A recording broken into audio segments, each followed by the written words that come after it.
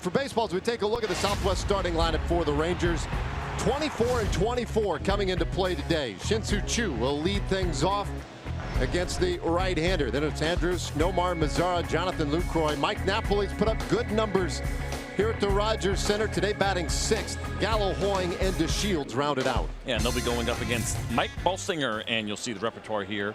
Cutter usage, heavy cutter usage. You see 38% of the time, and then the curveball, that is second. You have to go all the way down to just 5% usage to get to that fastball. It's not a pitch he throws often at all. It is cutters, it is curveballs, it is sliders, the kitchen sink from Bolsinger. Bolsinger ready to go and fires a little bit high. Ball one. We are underway tonight in Canada.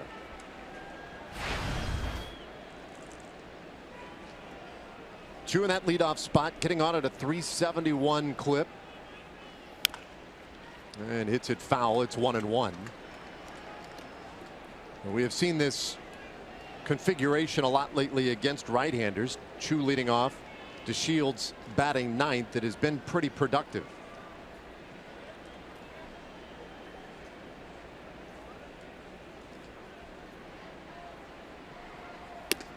Two and one. Bolsinger, a native of the DFW area, went to North McKinney High School, and he was a second-team All-Stater as a senior. He goes 3-1 on Choo. Saw a lot of families and friends back home for Bolsinger looking on tonight. Although his mom, usually not one of them. His mom really nervous when he pitches. Can hardly stand to watch. This one ripped into right field, a base hit for Choo, and so the Rangers have the first base runner of the night.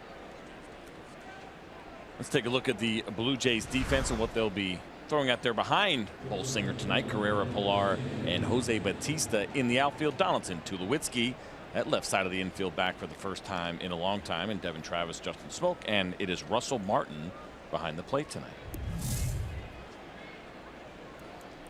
I'd like to say welcome back, Josh Donaldson, but we don't really feel that way. A couple more days wouldn't have hurt either one of these guys, right? Take the weekend off and we'll see you Monday. That would have been a nice gesture. Didn't see anybody rushed. An entirely new left side of the infield for the Blue Jays tonight, and significant changes for their club and for their lineup tonight. Elvis Andrus now in there. And Donaldson at third. Tulowitzki at short. Both activated today. John Gibbons, their manager, saying they'll monitor them during the game. A little bouncer up the middle. Choo is running, stays out of the double play. So Andrus is out on the 4-3 putout, but Choo now in scoring position with one out. And this was almost a pretty unbelievable play by Devin Travis as he tried to hold the bag and field that ball. It could go one of two ways, right? You can end up making a great play, or you can make a huge debacle out of it by trying to do too much. Watch him try to put his foot on the bag and catch the ball at the same time. He was unable to do so. I'd tell you when I first saw it live, I thought there was a chance. That was pretty close. That foot just came off. That would have been a pretty unbelievable double play, but Shin-Soo Choo makes the right call when he calls himself safe.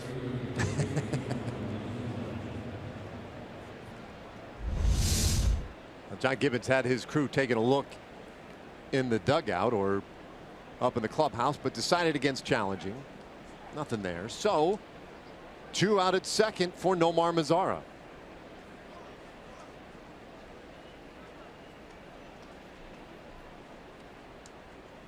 By the way, not surprising to see Elvis Andrus having the hit and run call. This is something he has done a lot here for the Rangers so far this season, and really Jeff Bannister overall.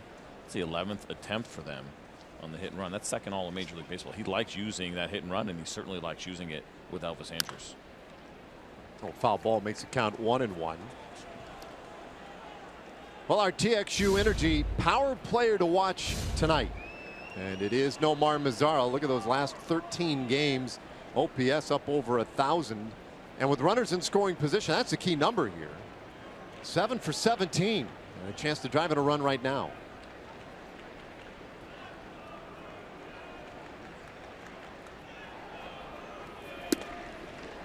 We'll take a strike. It's 1-2. And Nomar did a really nice job last night in that game where The Rangers ended up striking out 20 times when it was all said and done. Not much of an offensive night for them, but Nomar did have a couple of hits, and he was, it's the offensive star of the day, if you will. Wasn't much else going on in that Ranger lineup. Two with a decent lead out at second, and this one bounced up the middle again. Tulowitzki is there. So he'll take care of Mazara. Chu down to third base, but there are now 2 outs in the inning.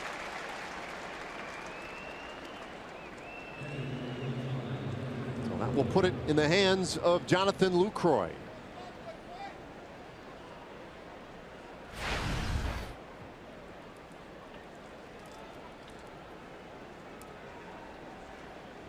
Well, Jonathan Lucroy really has bounced back, and saw some struggles from him early on in the season, but he has also been swinging a very nice bat as of late. Using all fields has been something that has really stuck out here with Jonathan, and great contact even once he gets down in the count. Very tough to strike him out.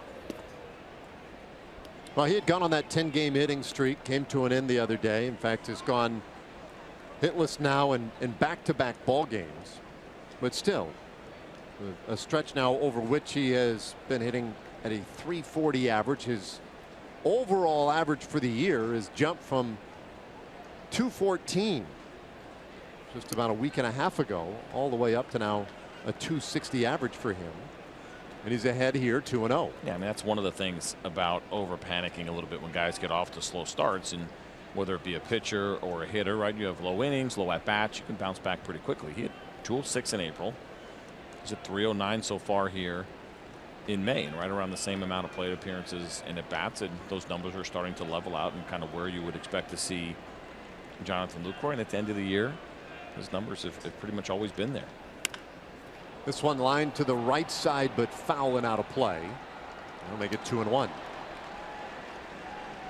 I think we're seeing that too in this month.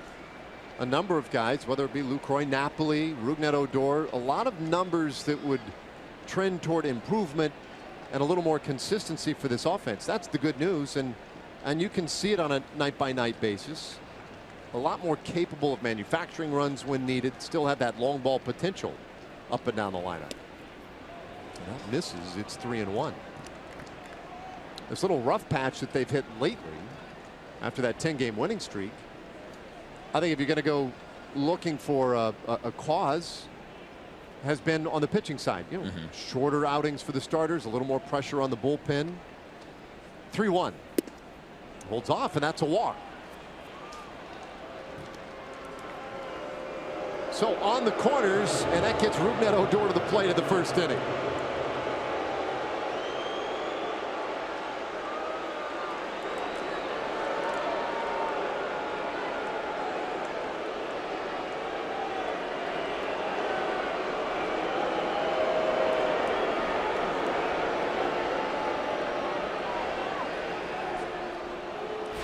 I'd say get it out of your system, but yeah. I don't think it's going to work. It'll be in their system all 3 days. But I love those shots we had there. Like, people are having fun, but like they're laughing, right? It's not like vitriol. You know, it's, I mean, yeah, of course, they obviously, they're Blue Jays fans. They don't like Rougned Odor. We get it. They're kind of laughing along the way. This is Canada, right? Everyone's pretty nice here. We know that. Have you ever been up here and have that experience? And well, bouncer to the right side of second base. Tulowitzki. And that'll do it. Rangers will leave him on the corners, top of the first inning. Now it's up to A.J. Griffin.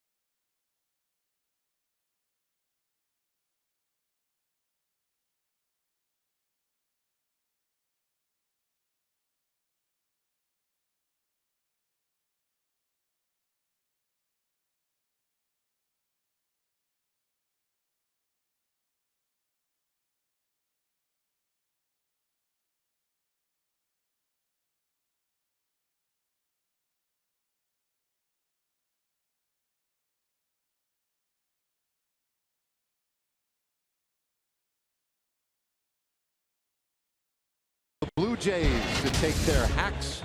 21 wins, 26 losses. And they will go in Pilar at the top of the batting order in center field. Josh Donaldson back today. And joining a suddenly resurgent Jose Bautista in right field batting third. Morales has been good. Smoke, Martin, and then Troy Tulowitzki also back today at shortstop batting seventh. Yeah, and they'll be going up against A.J. Griffin. You see the arsenal right here. We know this about A.J. The fastball is not necessarily hard, but he knows how to use it. Not afraid to elevate it. Not afraid to throw in. It's the curveball, though, that off-speed pitch that has been very good for him. It's slow. It's fun to watch. A.J. is very competitive with it. You see the changeup at 13%. And that low batting average against of just 136. Starts the game with a fastball, 89 miles per hour to Kevin Pillar. 2-0. AJ, of course, trying to bounce back from that last start that he had in Detroit, where he ran into some big trouble in that first inning. The back-to-back home runs.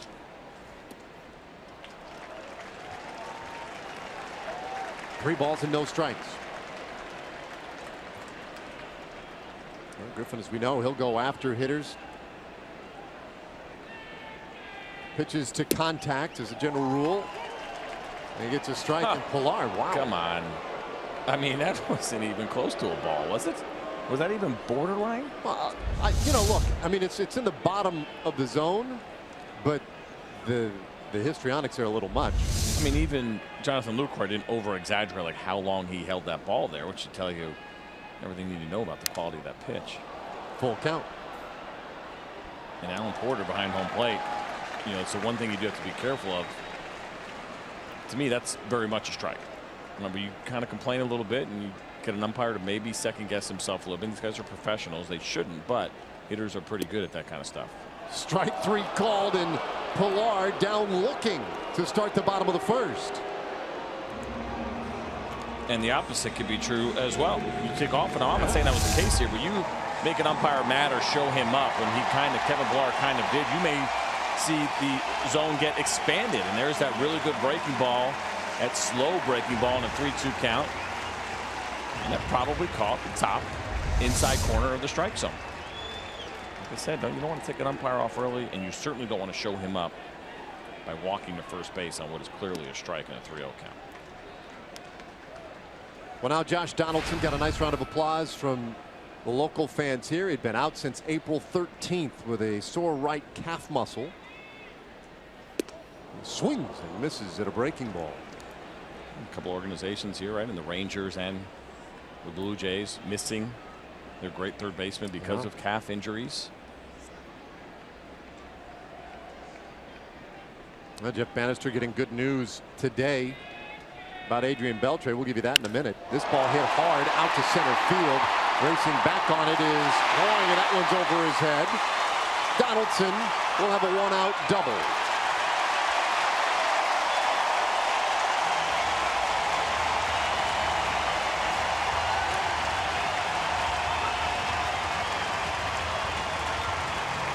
Well, Josh Donaldson obviously happy to be back here in this lineup and gets an opportunity to go up against his former teammate in A.J. Griffin, and he gets a pitch to handle and puts a really nice swing on it. It looked like Hoying for a second there might have had a beat on it, but that ball just kept carrying all the way to the wall. He actually made this pretty interesting at second base, a little bit closer than expected. So a nice throw there as well by Hoying.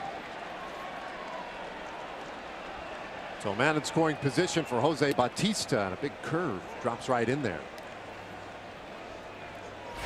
We mentioned Bautista has been swinging it a lot better lately. Don't let those numbers on the bottom of your screen fool you. The 241 average, 8 home runs, because he's been locked in lately. Well, he has won the count. Look at the last 10. He's really done well against right-handed pitching as well. Really, the numbers start to jump off the page in his last 33 plate appearances against righties. He's hitting .571 with nearly a 1700 OPS. He is suddenly heated up. Bouncer third base, however. Gallo charges, makes the play, takes care of Bautista. 2 out in the inning, although Donaldson moves up to third. And let's take a look at the Rangers defense, which is delivered to you by the Texas Department of transportation. Delano Shields, Jerry Hoying, of course, that we mentioned, and Nomar Mazara in the outfield. Usual suspects there in the infield: Gallo, Andrews, Odor, and Napoli. And it'll be Jonathan Lucroy behind the plate tonight with A.J. Griffin. That was pretty good base running there by Josh Donaldson in that situation. And Mike Napoli made a really smart choice. He could have got a little bit over aggressive and tried to maybe make that throw to Elvis as he was covering third, but he did not. And A.J. Griffin steps off right now because Josh Donaldson has an unbelievably uncomfortable lead with Joey Gallo essentially playing shortstop right now. Take a look at this, where Josh Donaldson is getting out. He's starting to walk back now, but essentially he can go as far as he wants. All he has to do is be able to beat Joey Gallo back to third base. That's it. You go as far. I mean, he could go another 4 or 5 steps if he wanted to. Big swing and a miss by Morales. The count 1-1. Yeah, that is a very uncomfortable lead. Certainly looks. It's one of those things that went from upstairs here. You look at it, you're like, whoa. Well, and it's unsettling too for AJ. I mean, it's just something completely different. He is coming set, looking at third. He actually has to look more to his left to see where Josh Donaldson is, and it gets in your mind a little bit. Any ball in the dirt that even scoots away from Jonathan at all ultimately would result in a run. This is what the shift has given us. Some really odd situations for both base runners or where certain guys are making throws from. Good pitch for a strike. 2-2 to Morales. Morales, a switch hitter at DH tonight.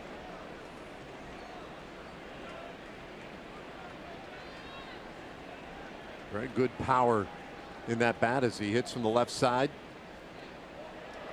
You know what's crazy about this?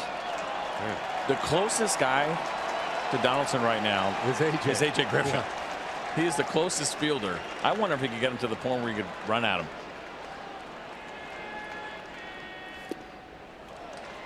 Full count now. Like I said, these guys were teammates, right? So they know each other a little bit. AJ obviously with those years spent in Oakland with Josh Donaldson. And Donaldson probably thinking he could mess a little bit with AJ, try to get in his head. And obviously for AJ with 2 outs here, you just have to worry about your hitter. You certainly don't want to make a mistake worrying about Donaldson. 2 away in the inning. The payoff pitch, and this one blooped out to right field. Odor was already out there, and he'll make the catch. Inning is over. Donaldson left, we'll say at third, but halfway to the plate. We go to the second.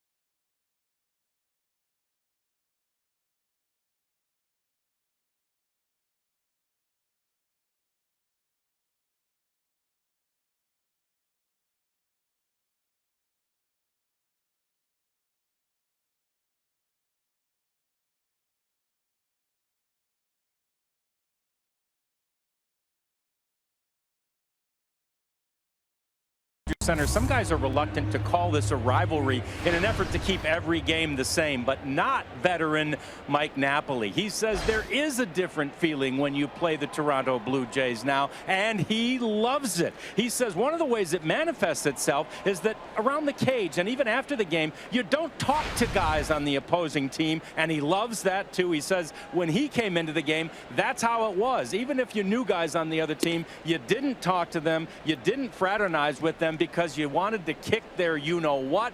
He says there's some of that here in Toronto tonight, and he absolutely loves it. He does stop short, though, guys, of calling this playoff-type atmosphere. He says that's special, that's reserved for October. He said there's something different, but it doesn't feel like the playoffs. Yeah, and I would agree with that. I mean, it's a little short of postseason feel, but as good as you get in the regular season.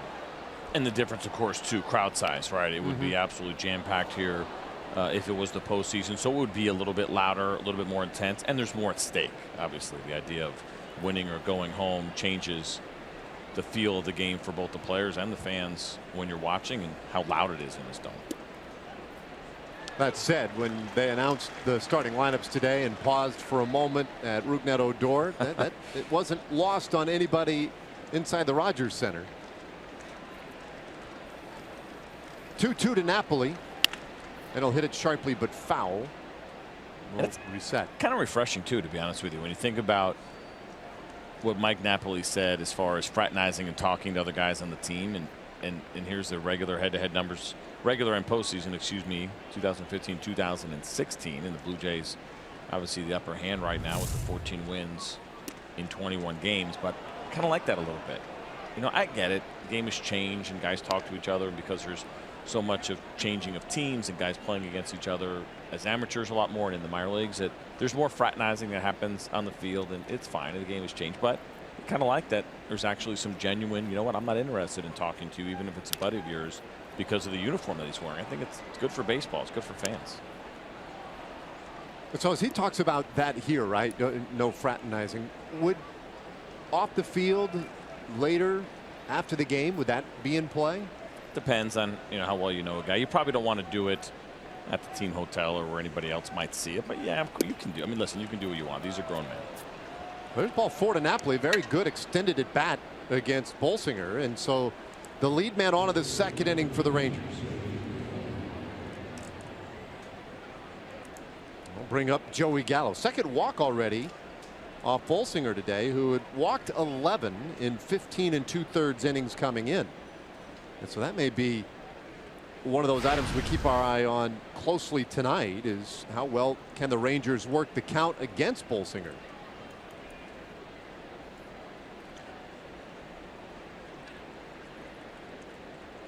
Now Gallo with the great power and breaks his bat, a roller to second base. They'll go to short and it gets away.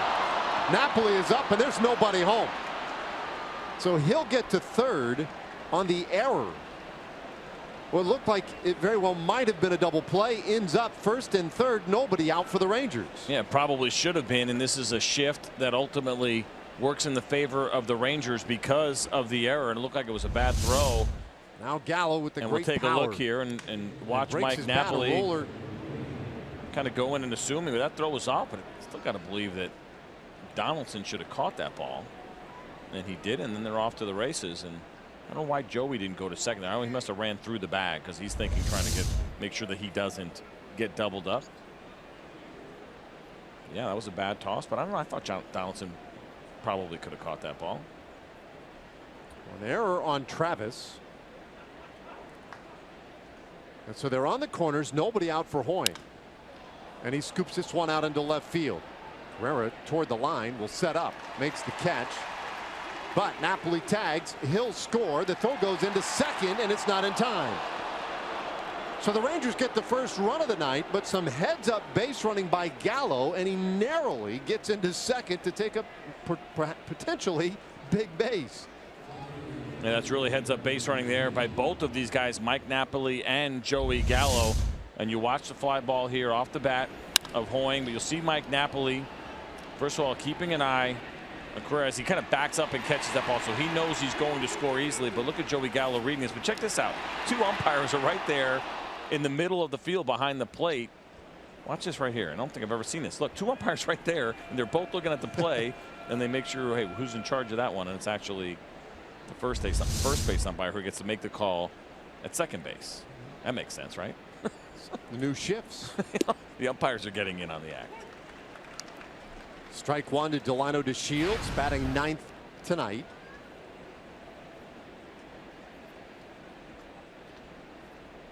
.358 on base average for the Shields. Blue Jays pull the corners in with Delino up there. 1-1 the count. They're wary of his ability to bunt.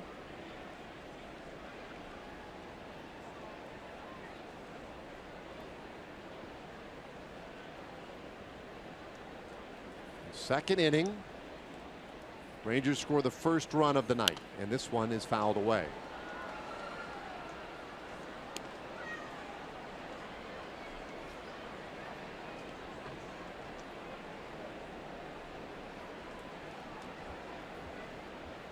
Delino has the average now up to 287. And you're looking at now a longer run for the Shields, where he's really been swinging the bat well. He bounces this one to short. Gallo just gets over the top of it. They'll throw out the Shields at first base for the second out of the inning. When Troy Tulowitzki was out with a right hamstring injury, that's what was bothering him, excuse me. And it looks pretty good here so far as we watch him moving around, and one of the great shortstops in our game. And I know I keep mentioning it, there are a lot of them, but Troy Tulowitzki, when you look at both sides of the ball, he struggled a little bit here offensively since he has come over from Colorado, but still a great defender.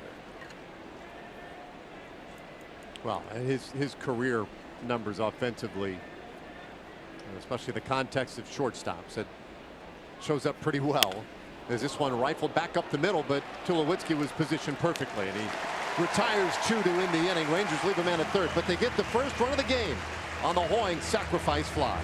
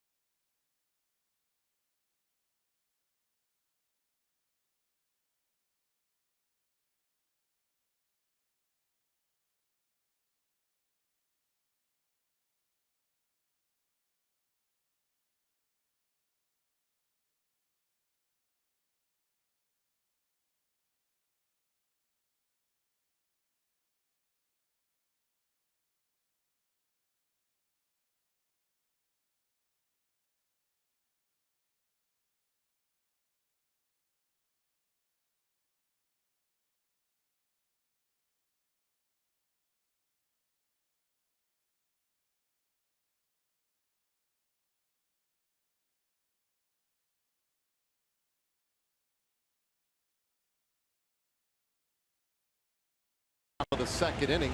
Our power stats tonight brought to you by Kubota. Yep. Been a good place to pitch for AJ Griffin. 3 starts here. Great numbers all the way around, including the strikeout numbers. Yeah, and that's really spread out. Those were starts. One last year in 2016, but there was one in 2012, 2013 as well for AJ. And yes, those strikeouts absolutely jump out at you. This is generally not a comfortable place to pitch for most hitters. The ball flies here pretty well. You're playing on turf, so ground balls are going to get through the infield a lot quicker. I know personally I couldn't get out of Toronto as quick enough. It's a beautiful city, but not a comfortable place to pitch. But for AJ, and I say that's not true for everybody. There are certain ballparks that you look on paper, you look at the numbers, like, you know what, these great place to hit, and then you'll get some pitchers that just are comfortable pitching in hitters' ballparks. And it's only been 3 starts, but so far in AJ's career, coming up here to Toronto has been comfortable and friendly to him. Just off the plate, and he walks Justin Smoke on 4 pitches to start the 2nd inning. That's funny you say that, because we talked about it a little bit at Fenway, a ballpark that also did not treat you particularly well. I was talking the list is not short.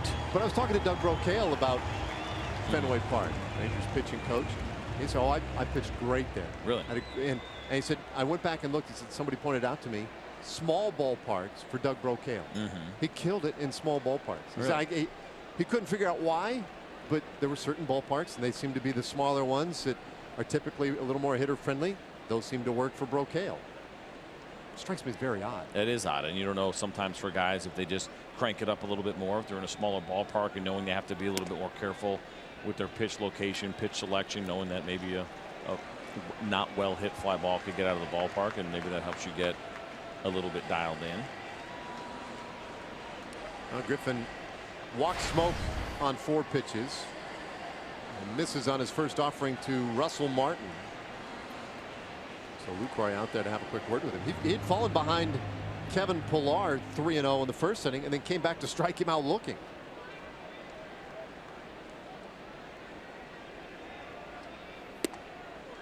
The formula for success, so many times we talk about getting strike 1, and with AJ, that can certainly be the case. To date, he's had a little trouble with it. He's only gotten strike 1 in there to 1 of the first 6 hitters he has faced. This ball hit into left field by Martin. Blue Jays had the first 2 men on. Well, you're absolutely right, but for AJ, he has been great at that this year. 69% first pitch strikes. That's a fantastic number. You see a fastball here. Downlinked over the plate a little bit. Russell Martin putting a good swing on that ball and hitting it hard through the left side, but it had not been an issue for AJ as far as throwing those first pitch strikes this year. He's done an excellent job at that. But yeah, a little bit of trouble here so far in that regard. Maybe a little bit uncomfortable and trying to get settled here on that Toronto mound. Well, look at Troy Tulowitzki now. 2 men on, nobody out. Good matchup here for AJ, by the way, history-wise. Only 3 at-bats, 3 strikeouts for AJ Griffin against Tulo. Tulowitzki just activated today. He had the right hamstring issue that had him on the disabled list. His rehab assignment just a tad longer than Donaldson, but both activated today. And that curve just misses. You were talking earlier about what a great defender Tulowitzki is, and though the offense hasn't been great for him here in Toronto, certainly not like it was in Colorado. Well, he's still a guy now. 7 seasons of better than 20 home runs, which is tied for 4th most among shortstops all time. It's 3-0. The only guys who have had a better run, Cal Ripken Jr. went 12 consecutive seasons, or 12 seasons of 20 or better. A-Rod, Miguel Tejada, but he's tied with Ernie Banks. It has been a good career. 24 home runs for him a year ago. Even though there was that big drop in batting average, he was still showing the power. He hit just .254 last year with the Blue Jays, his first full season with them after getting traded over at the deadline in 2015. Batting average has struggled a little bit, but the home runs certainly have still been there for Tulo. He takes slow. That's ball 4. 2 walks in the inning. The bases are loaded.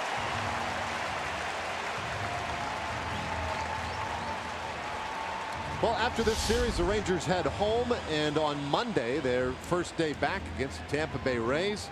First 15,000 fans get a patriotic Rangers cap, courtesy of Carter Blood Care. Get your Memorial Day tickets at TexasRangers.com or by calling 972-RANGERS. Come see us at Globe Life Park.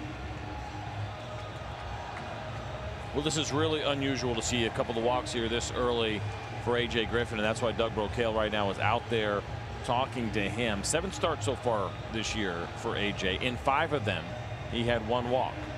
He had another start where he had 3, another start where he had 2, but that has been it. 5 of his 7 starts this year, he has walked just one hitter. And so to see 2 walks early on here in Toronto, to see him fall behind, like you mentioned, to a bunch of guys not throwing first pitch strikes, it's a little bit of a cause for concern. That's why Doug Rocaille went out there. We saw Jonathan Lucroy also go out there earlier, just checking in and trying to get AJ back on track and figuring out what's going on with him tonight.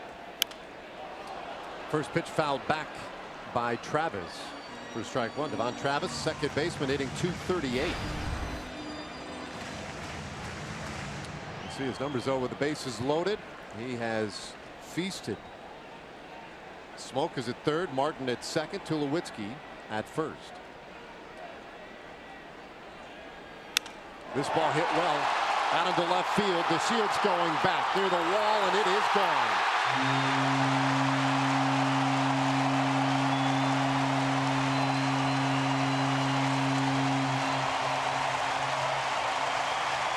Grand slam for Devon Travis. And Toronto now in front 4-1.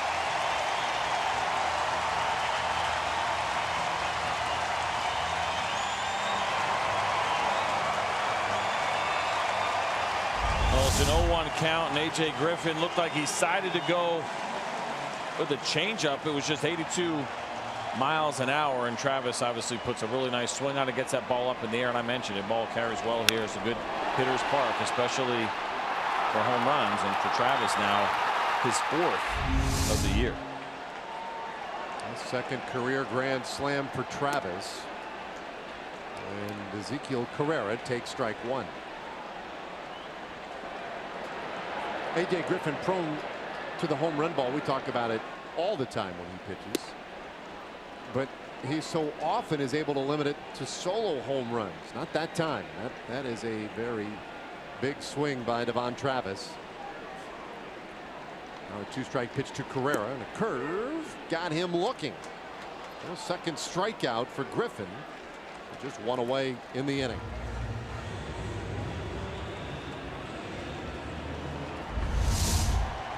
This is that good breaking ball. We know when AJ's on, he has got that working, and he certainly delivered it right there. But you see his right hand after this pitch.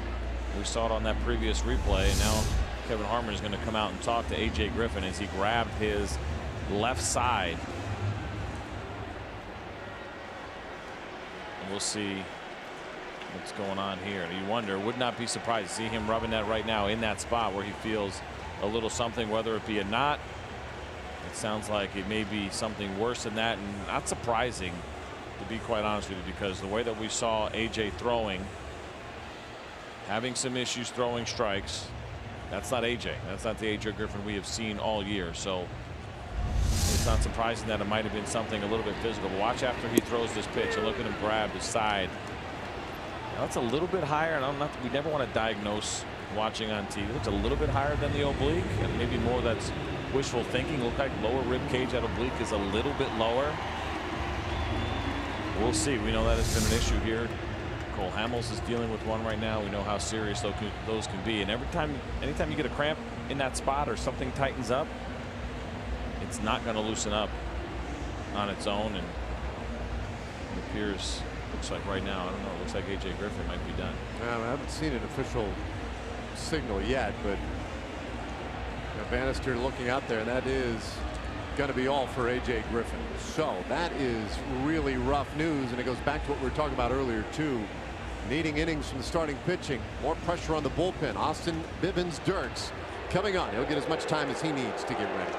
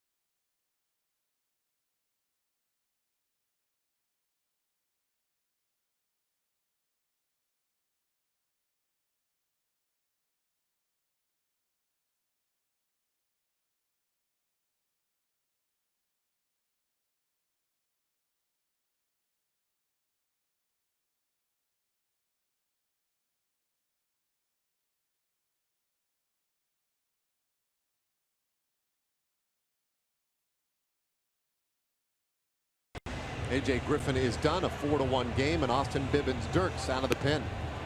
Yeah, now for Austin, he'll get as much time as he needs, as everyone pretty much knows, to get ready. We actually saw him throwing behind the mound a little bit, and that's fine. I mentioned this before because we've been through this already this year, where guys will have a tendency to kind of rush themselves, knowing everybody's waiting for them to continue the game, and you have to come out and do your throws out here. You have to do your complete warm-up on the big league mound. You cannot do it in the bullpen. But let's go back and take a look at this inning. And really from the beginning, AJ Griffin did not quite look like himself when it came to the command. But there was the pitch there, the grand slam. Now that registered at 82 miles an hour, and so my assumption was that it was a changeup, but it may not have been. It might have been a fastball. And you see him throw that breaking ball right there. That was the last pitch that he threw, and he is grabbing it right kind of in that oblique area, lower rib cage, and we'll ultimately find out what the diagnosis is and what exactly happened to AJ. But I would not be surprised to hear that it might have been bugging him from the very beginning of this game. He felt a little something, and it might have got gradually worse as he went along, because that did not look like the AJ Griffin that we had seen, and a guy who's been so great in these situations, right, where the Rangers are coming off 3 losses. This is his 4th opportunity where he is taking the mound after 3 straight losses, and he won all 3 of those games before, and it had been critical for the Rangers, and so you know he was looking forward to the start and being that guy again. But that wasn't the same AJ we saw out there tonight. Well, we talked so much about how he loves to attack opposing hitters, pitch to contact, let him hit, let him put it in play, and let his defense do the work. It's why it was so odd the way he was not getting that first pitch strike call. He threw a first pitch strike to just 3 of the 9 hitters he faced. And how about this? 35 pitches thrown, only 17 were strikes. And I think that just goes back to the point you're making.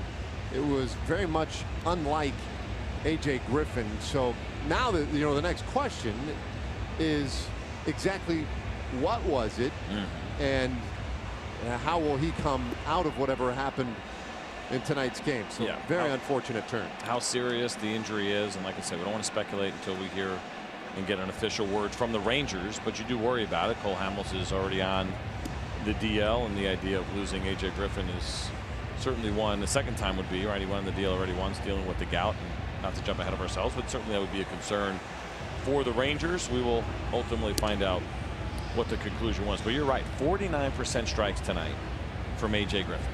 This season he has thrown 67% strikes. That's just, again, not the AJ that we have seen all year. So not surprising. We'll not be surprised if we hear that maybe he felt something early on, but we also know that this guy's a gamer and he wants to take the ball. He stepped up big last year for the Rangers when both Colby Lewis and Derek Holland went down. He may not have been 100% ready, but he said, hey, I got to go. We got to go. We lost 2 guys, and he came out and he did what he had to do and battled the best that he could. He is that kind of guy.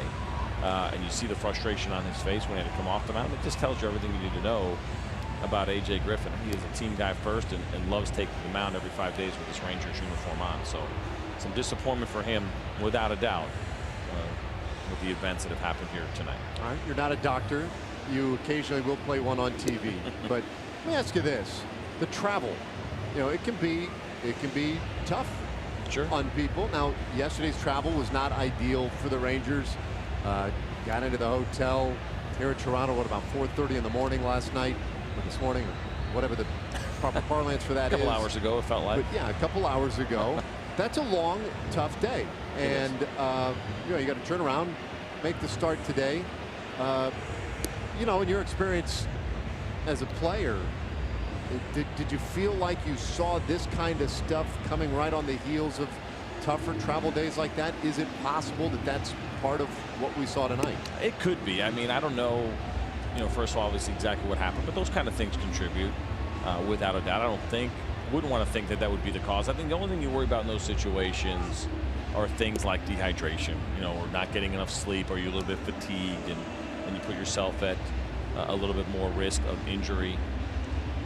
You know, it's just so hard to tell. I mean, guys get hurt all the time. And tell you what, Austin, you're allowed to take as much time as you want. He did. Good for him. No, I love it. Yeah, he's not going to throw a pitch until he is absolutely ready. So it's a veteran move. Even though he's only a rookie at 32 years old, he gets it. But we'll see. We'll see what AJ has to say about this when it's all said and done. Now, Austin 2 days ago threw an inning and 2/3, 34 pitches. A couple days before that, he threw 4 2/3 on Saturday in Detroit, 60 pitches. So he's gotten some work on this road trip. And if you're thinking, well, this guy's going to give 4 innings tonight to the Rangers, I'd say probably not. I got to believe, you take it as it comes, but I don't think this will necessarily be your traditional extended outing for Austin Bibbins-Dirks, where you're trying to get him into the 5th or the 6th inning. Well, he is set, ready to go with 1 out, nobody on base, and the leadoff man, Kevin Pillar, and he gets strike 1 in there. Pillar struck out looking in the 1st inning. And what for Pillar was no doubt a very frustrating at bat. He jumped ahead 3-0, thought he had ball 4, and 3 pitches later was headed back to the dugout. In a hole here now, 0-2.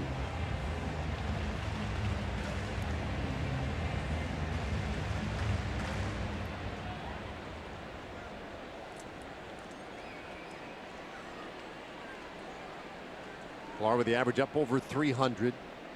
On base average up over 350 coming into today. He's done a nice job in that leadoff spot. You see Austin drop down. That's something you will see from him. He will play with the arm angles a little bit, especially to those right-handed hitters, where he'll throw a slider from that arm angle, trying to finish off hitters. Got to show the fastball once in a while. You don't want to just become a 1-pitch guy from that lower arm angle, but he'll try to catch guys off guard by mixing up the angles. Well, it goes down right there, and it's 2-2. Well, we've talked about it before. Bibbins-Dirks, 32 years old, made his debut just a couple of weeks ago. Last year, Rangers bullpen that saw a 32-year-old and Tony Barnett make his big league debut, a 30-year-old and Matt Bush make his major league debut. Well, not an uncommon thing for the Rangers lately, as Pillar strikes out for the 2nd time tonight, 2 away. This is what makes Austin Bibbins-Dirks a little bit tough. I mentioned the lower arm angle, and then he'll go back to his traditional arm angle and throw that slider again. And it's 2 different pitches because it's 2 different kinds of breaks. That one had much more tilt downward, more of a traditional slider. As you see this ball kind of finish down below the zone. When he throws that sweeping one, it's more horizontal. It's not an easy thing to do. David Cohn was great at that. We would say, well, he had 4 pitches, but he threw it from 3 different arm angles, so he really had 12. It's a slight exaggeration, but that's kind of what it feels like when you get a guy that throws from different arm angles.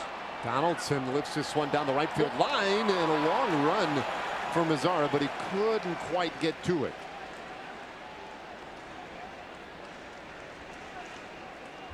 Limited by the architecture here at Rogers Center. This is a long run here for Nomar, and you start thinking about trying to get there at full speed, but then also watching that wall and watching that guy holding that stool with the leg sticking out there. I mean, you got to get that thing down, man. That's like a joust if you're not careful, right? I mean, have all 4 of them sticking out. That is Put not that right. thing down, point it down. I wouldn't impale anybody at a baseball game.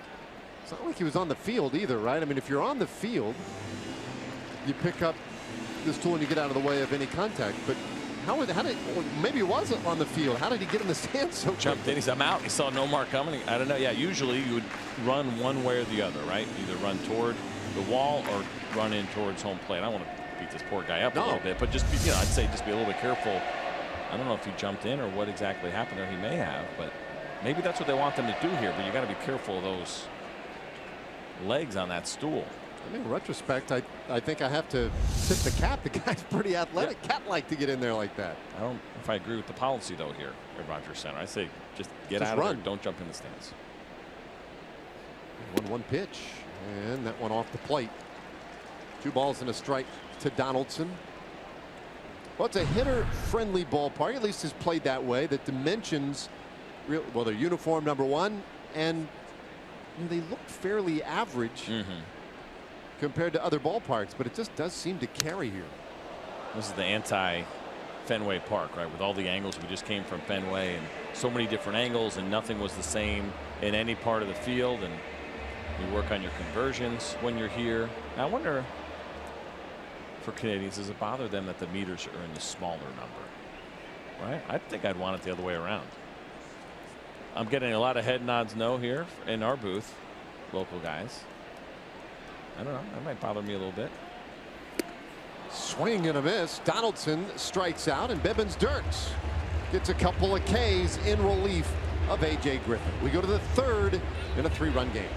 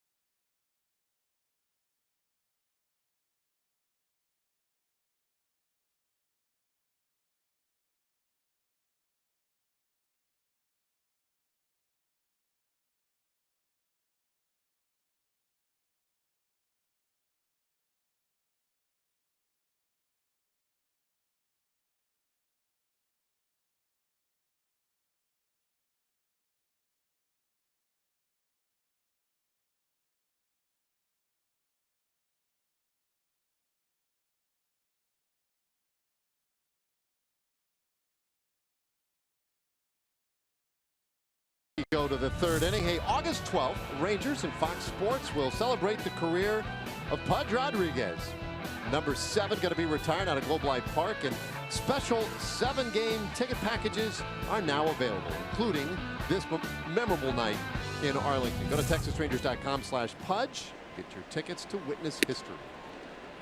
Well, I've seen the 2 fans there with the Texas Rangers jerseys on here in Toronto. Could you wear, with courage or with confidence, a Rugen Odor jersey here? Absolutely. A little bit of swagger, I think.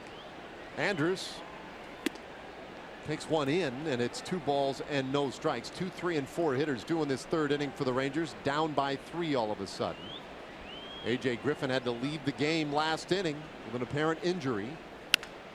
And Andrews bounces this one to the left side and through. That's a base hit. Lead man on in the third.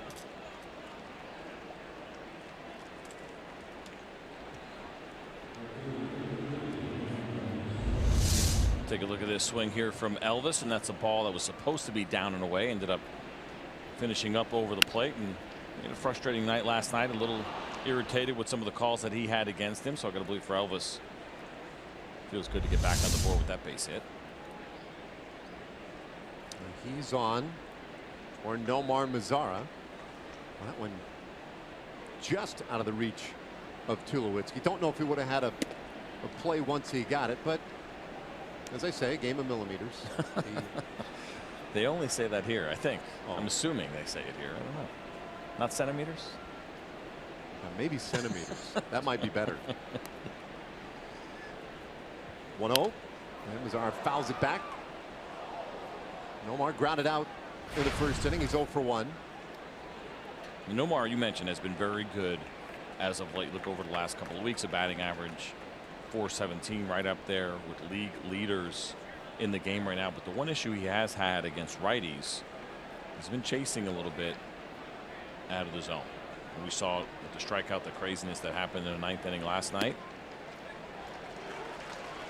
It's probably been, he's been swinging a good bat without a doubt, not to pick him apart at all. He's done a good job, and you'll take everything he has done over the last couple of weeks. But the one thing that has stuck out a little bit is that chase rate has been a little bit high here as of late, especially against the right-handed pitchers. He's got Andrews over at first. He's going. And this one swung on and lifted out to center field. Not going to carry, though. Pilar to his right. And that is out number 1. All right, time for us to take a Chevy game break. Let's send it back to Dana Larson.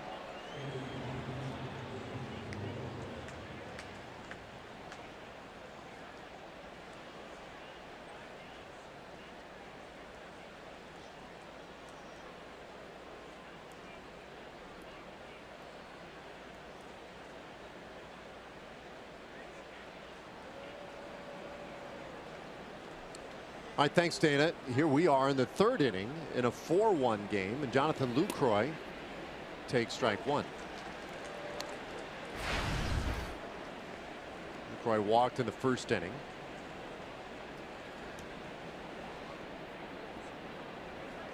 A handful of Rangers kind of clicking a little bit now offensively. Lucroy, one of them, falls behind here though, 0-2. Great 10-game hitting streak, and now wants to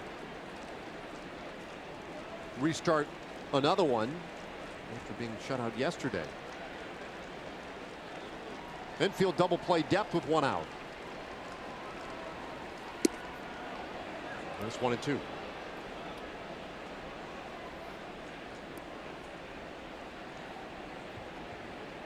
The way that Devin Travis has played right now, which is pinched a little bit more toward the middle, and the guy that most likely is covering the bag on any kind of steal, or the idea of they believe Jonathan Lucroy is going to pull a baseball. But this works to his advantage. How many times have we seen him over the last couple of weeks poke the ball the other way, especially with 2 strikes? And so with Elvis on first, there is a big hole on the right side.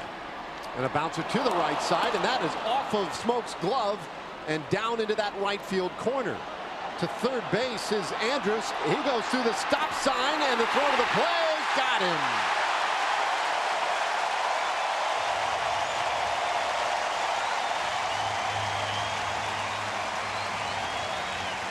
Well, Beasley was waving him hard for a long time, and at the last second threw the stop sign up there, but Elvis went for it anyway. Yeah, you're going to get a look here. You don't get to see Tony Beasley. See him kind of putting his hands down, but a little bit too late, and so Elvis Andrus decides to go on his instincts and continue on. Not enough time, in his opinion, to stop.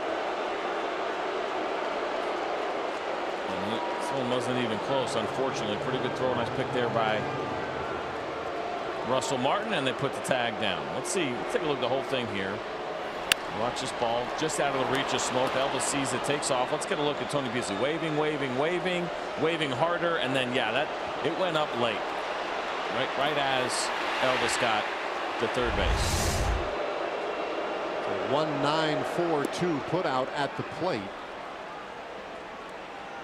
And Odor, you could hear the fans as Rugi announced.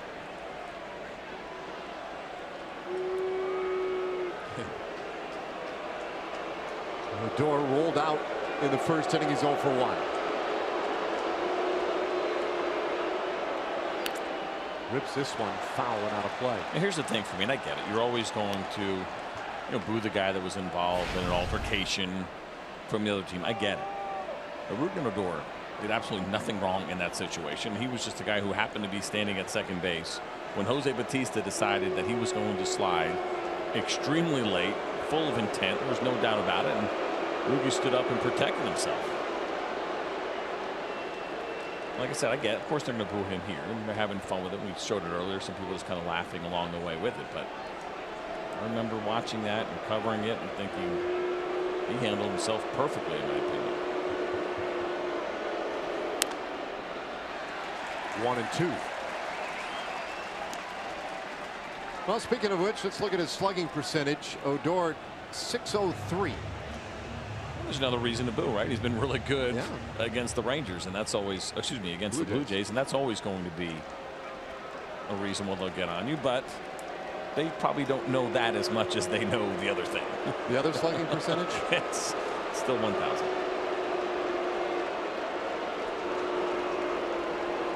1-2 pitch.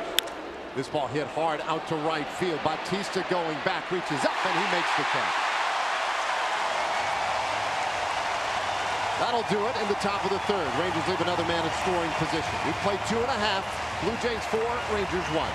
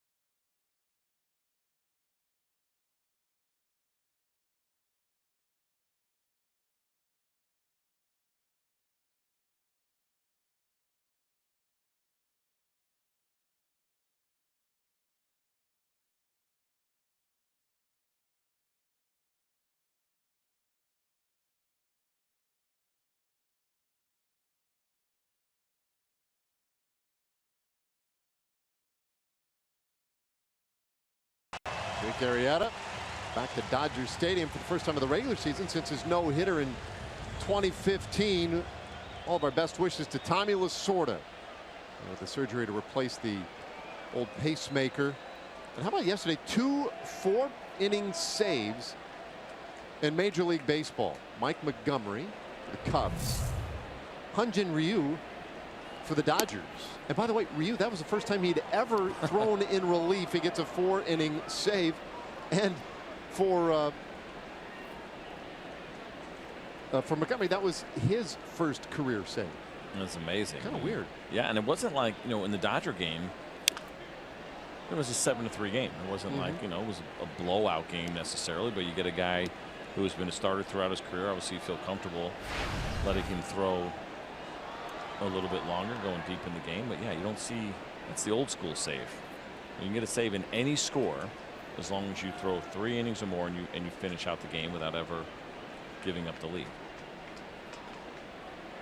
Bautista takes one a little high. 1-2 the count. Jose Bautista grounded out in the first inning. He's 0 for 1. Austin Bibbins-Dirt is on again. He got the back-to-back strikeouts last inning in relief of A.J. Griffin. And the report, a left intercostal strain for Griffin that took him from the game early tonight. Now the 1-2. And this one up into the back foul. Now, when you see a save like that, 4-inning save, all the talk about how maybe the save doesn't have the value that it has been given over the years, and a lot of talk about that in the advanced metric community and using your best relievers when you can, yada, yada, yada, talking about it all the time. But you feel like the 4-inning save, especially in a close game, maybe deserves a little bit more credit because you've done a ton there, saving the rest of the bullpen. Both of those games were 4-inning games. Excuse me, 4-run games. Yeah. So it's basically 1 run from really qualifying from what is a true save that we usually see, today's standard. But it's kind of important. Those are some big spots those guys pitching. Like I said, it wasn't 11-1 and just finished out the game. So it's 4 innings. Super save? Pretty big save. I don't want to call it a super save, but I think equally as impressive, equally as important when you can get a reliever to take on that many innings in a close game and finish it out. Bautista waits on a 2-2. Fouls off another.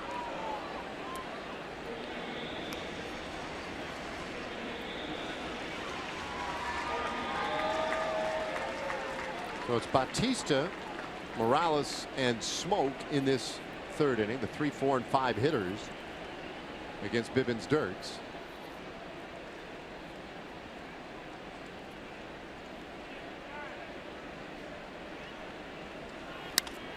And this one down the right field line, foul again. I think probably beyond obvious that for Bibbins-Dirt, an economy of pitches here might be as big as anything. Just get as many outs, accumulate as many outs as possible and as few pitches as possible. But Bautista's working him out here. This will be the 8th pitch of the at-bat.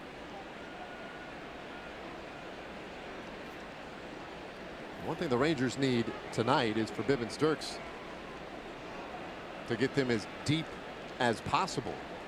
Because the other thing, look, it's the shortest outing this year for any Rangers starter, an inning and a third. We bounce right back for a day game tomorrow. That's a full count. No, you're absolutely right. Day game tomorrow, day game Sunday, right back and playing on Monday, right? And so yeah. There was an off day this past Monday. As you see the walks leaders there in the American League where Jose Bautista ranks. But yeah, it's important. Now, like I said, there's a number there that Jeff Bannister's comfortable with him throwing tonight. I would guess it's somewhere around 40. Payoff pitch, and this one popped up short left field. Andrews going out, but he will give way to DeShields, who called him off at the last minute, and there is one away in the 3rd. Yeah, I feel like 40, 45 might be the number. We mentioned it's a day off. He threw an inning and 2/3 with 34 pitches. That's still asking a lot from a guy, but I would say that's probably pushing it on the high end. And Dirk's has done a really nice job in this role. It is not an easy role. The infrequency of pitching. He's actually probably gotten more work than your average long man, who's usually kind of the last man in the bullpen. He hasn't had more than 2 days off once he made his debut. It's funny because it just seemed forever to get him in a game. That's right. Once he was called up. Now he's getting all kinds of work as he goes after Kendrys Morales. 0 for 1, popped up in the first inning.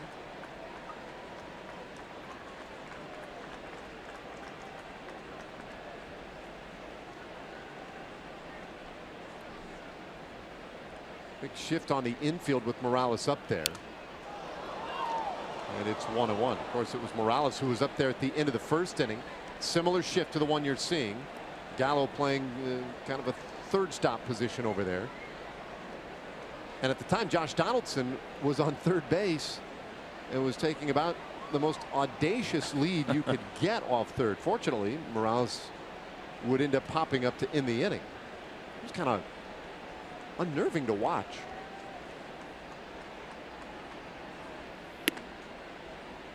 How about this? Kendrys Morales, free agent signing for the Blue Jays this past offseason. They did not. They made an offer to Edwin Encarnacion, but ended up not happening. Right? Obviously, he went to Cleveland. He thought he could get more money. He ended up getting about the same, and so they went out and got Morales instead. And you look at the numbers so far. No, Encarnacion has gotten off to a pretty slow start, but Morales has actually been better overall. Well, Tapper right back to Bivens Dirks, and they're 2 away. Well, fans, we are lighting up the night skies with a superhero Friday post-game fireworks show. That's going to be on Friday, June 2nd, after the Rangers and the Astros.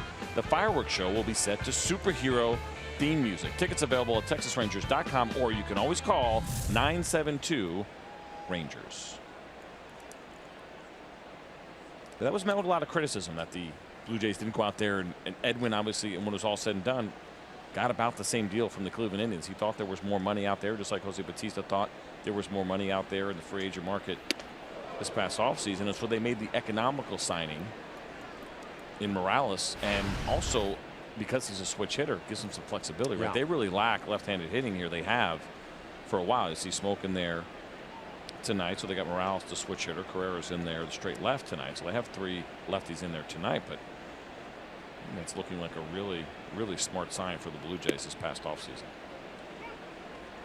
1-1 to Smoke, who walked in the second inning. That was the beginning of the trouble for A.J. Griffin.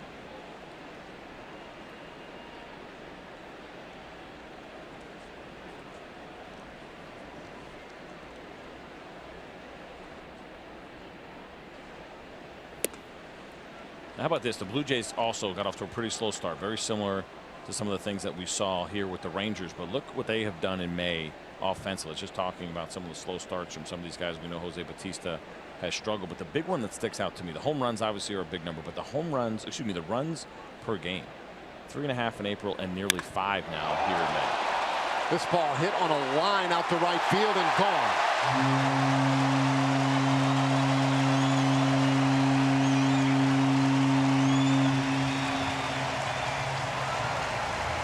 By Smoke, just absolutely turned on that one, and it was gone in a flash. A solo home run, number 11 for him.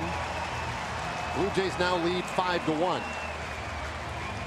Yeah, this was a slider from Austin. We'll take a look at the location. Jonathan wanted to get that pitch backdoor, ended up catching a little bit more plate than he wanted, and that is always the danger when you go backdoor with a pitch, is that you have a pretty small margin for error as far as that ball coming across the plate. That's exactly what happened with that one, and good looking swing there from Justin Smoke, and that was a straight line drive home run. So now Russell Martin. He got a base hit in the second inning, scored a run. 5-1 Toronto. 5 runs on 4 hits. Rangers 1 run so far tonight on 3 hits. This ball bounced to third. Diving stop. Gallo hops up, takes care of Martin, and the inning is over. Real nice play by Joey Gallo. We'll go to the 4th tonight in Toronto. Rangers looking up at the Blue Jays.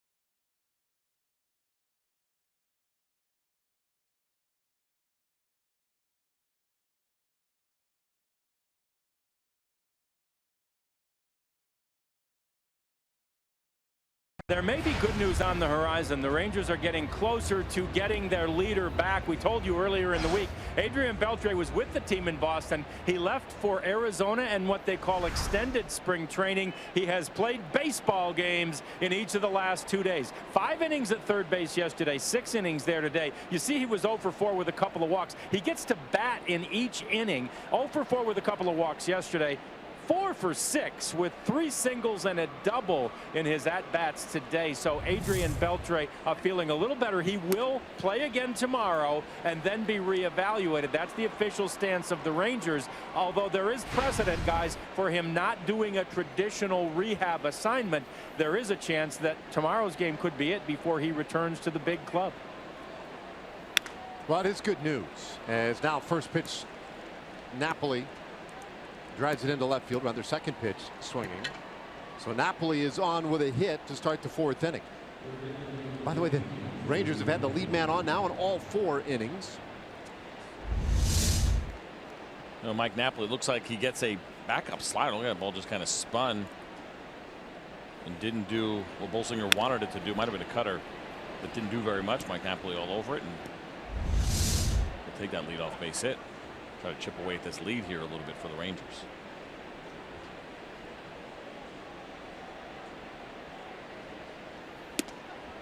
Now Gallo reached on the error in the 2nd inning, and that error really opened up the opportunity for the Rangers to score a run in the 2nd. The ground ball to the right side. Blue Jays went for the force at second, threw it away. This time in a hole 0-2. Well, following up on what John Radigan was talking about, without a doubt, I mean, things will get a little bit interesting here. Adrian Beltre has been missed in this lineup in the clubhouse consistently. Everything else that he brings to the table, but as we see Joey Gallo hitting here right now, it also brings some speculation on what the Rangers might do. Napoli was running. Pitch was in the dirt, and there's no throw offered. It was a good read here by Mike Napoli. Take a peek here. Yeah, you see him, that good secondary lead. As soon as he saw that ball in the dirt, he took off, and it's an easy place, an easy part of the game to get lazy on. And when Mike Napoli was with Terry Francona a year ago, that was a big part of the Cleveland Indians' success, was their commitment to running the base as well. And so you take that secondary lead, a couple of hops like that after the ball is thrown, and as soon as he saw it in the dirt, he was gone. We know Mike Napoli is not a burner by any means, but he is a good base runner. Aggressive at the right times and good reads on balls in the dirt like that. 2-2 now to Gallo. Getting back to John Radigan talking about Adrian Beltre coming back. What happens with Joey Gallo, how the Rangers would use him, is kind of the next big question, and there's no specific answer to that question just yet. We'll see what Jeff Bannister decides to do when that moment comes. And certainly Joey Gallo's bat is going to stay in the lineup. Just a matter of where. And my guess is he'll be maybe moving around a little bit. Some DH, maybe some outfield. There's been some talk about first base. We will see. A little bit of a mystery, but there's no doubt that bat stays in the lineup somehow, some way. Yeah, and you know, maybe a month ago it would have been a lot more obvious an answer when they were not getting much out of left field. But Delano DeShields has gotten hot and has provided a real spark in the lineup. Makes it tougher. This ball hit on the ground sharply, but to second base. Travis was set up well, throws over to first to get Gallo, and there's one away, but Napoli now at third. Check this out. Beginning June 15th, the greatest players in the world in one of golf's most anticipated events of the year. Dustin Johnson looks to defend his title at the 117th U.S. Open. Coverage begins June 15th on Fox FS1, and it'll also be streaming live on Fox Sports Go.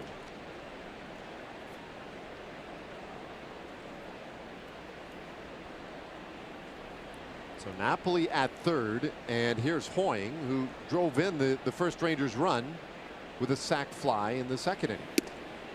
So, gun to your head, the first time that Adrian Beltre is in the lineup with Joey Gallo, what does it say next to Joey Gallo's name for position? DH. That's what I think. I think you might be right. And you got Carlos Gomez, who's also in the mix as well. So that's, you know, because you could say, okay, well, you can move the line to center if you wanted. And if they feel comfortable putting Joey in left, we will see. But I know the Rangers have a plan, and they'll let us know when we see the lineup. Is about when we'll find out.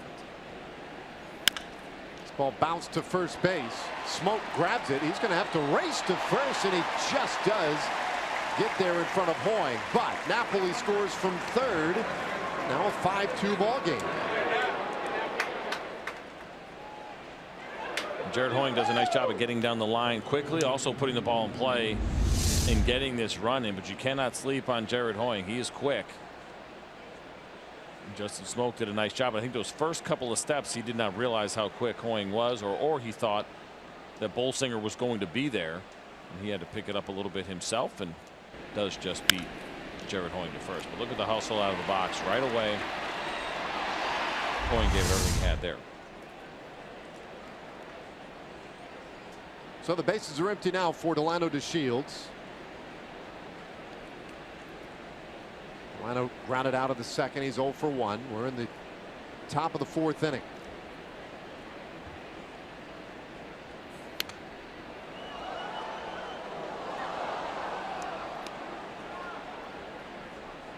Mentioned earlier that Delano has been swinging the bat well lately. In the last 12 games, he's hitting .410 with 4 walks mixed in there as well. And the other thing, I think when you think of Delano DeShields, you think of a guy who can get on base and score, and he's done that 11 times in that stretch. You can put another base hit on the ledger. Is this one over third base? And he earns a 2-out double. 4th of the year for Delano, and he's in scoring position now as we turn the lineup over again.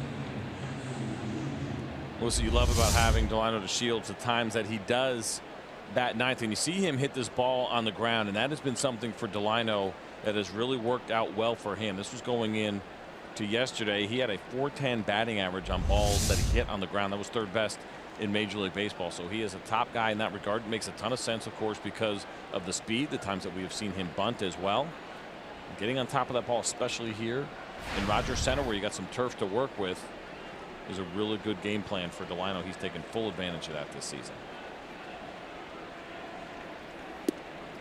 Chu takes a strike. The Rangers are 0 for 7 with runners in scoring position so far tonight. The 2 runs have scored on a sac fly and an RBI groundout. But they've had a lot of early opportunities. Another one right here for Chu. And he's in a hole 0-2.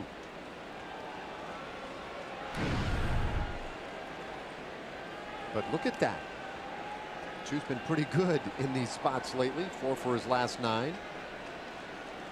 Regardless of results with Shin-Soo Choo, you almost always get a quality at bat from him, right? He's always working the count. He's always fouling off tough pitches, working the walks, and you certainly love seeing the good numbers here with runners in scoring position.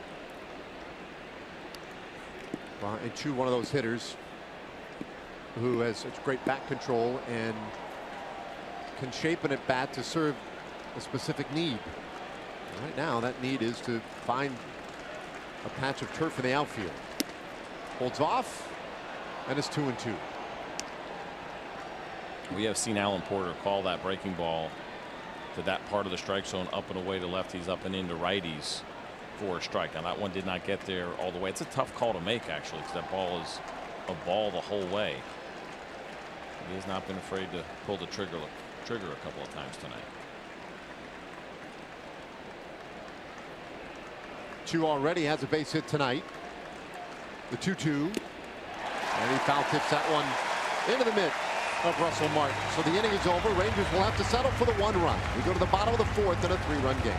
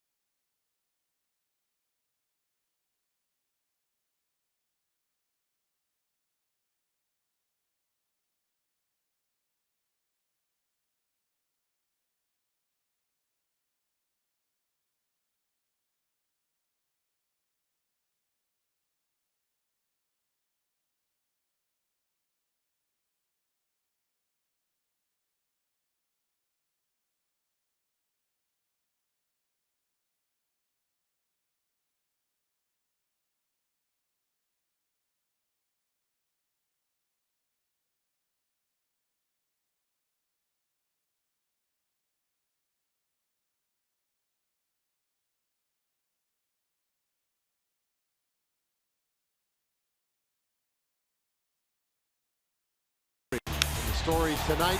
Grand slam by Devin Travis in the second inning. I didn't know it at the time, but A.J. Griffin was struggling physically. And on the next batter, he strikes out Carrera and strained his left intercostal. A tough break for A.J., and I think this was something that starts to make a little bit of sense because he did not look himself really from the very beginning of the game, falling behind. Kevin Pillar 3-0 has been a guy that has done a really great job of limiting his walks this season. He battled through it, not surprisingly, but it looks like maybe the Toronto Blue Jays were able to take advantage of a not 100% A.J. Griffin, especially in that second inning when we saw the grand slam. So bottom of the fourth, it's a 3-run game. Bottom third of the order for the Toronto Blue Jays. 1-1 the count. We'll start to keep a close eye on the pitch count for Austin Bibbins-Dirks, up over 30 now. See how long he can go in this emergency long relief spot. Tulowitzki's first game back since April 21st. Taps it back to Bibbins-Dirks, and there's one away. All right, here we go, CJ. America's original nighttime IndyCar Series race returns to the all-new Texas Motor Speedway Saturday night, June 10th. Now, the first 20,000 fans through the gates receive a defending Rain Guard Water Sealers 600 champ Graham Rahal bobblehead, presented by Fox Sports Southwest. Buy one Rain Guard Water Sealers 600 ticket and get one free at TexasMotorspeedway.com. Offer expires June 4th. I'm sorry, what'd you say? Could you repeat that? I said Graham Rahal. Love that about NASCAR, how you work in the sponsors, right? The drivers do it too, right? When they're talking post-game interviews and or post-race interviews. It's a cool part of their sport. By the way, that bobblehead, perfect hair. I was jealous of that thing. Perfect. Devin Travis, and he shoots it foul out of play. 1-1. Well, Travis now with 4 home runs for the year, including the grand slam in the second inning, his second career slam. That was the big turning point in this one so far. Still very early in the ball game.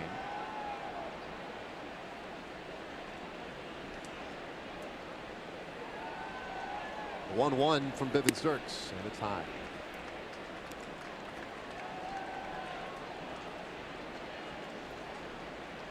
Travis, fairly low batting average with 238 coming into today, but tied for the major league lead with 16 doubles coming in.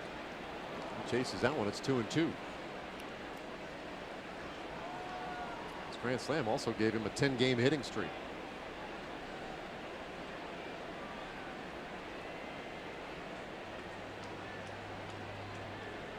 Dirks got the final 2 outs in the second. Gave up a run in the third inning, and now working in the fourth.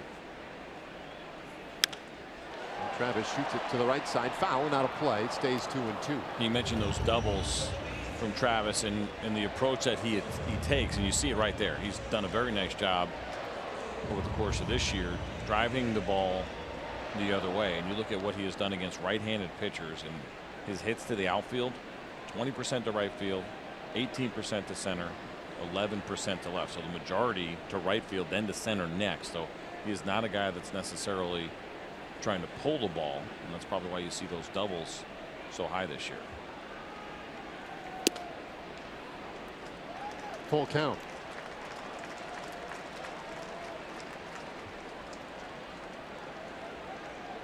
The Blue Jays have seen a lot of pitches in this one. They were working A.J. Griffin as part of his start.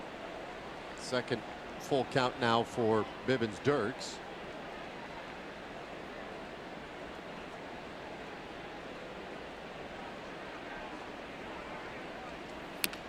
Travis earns yet another.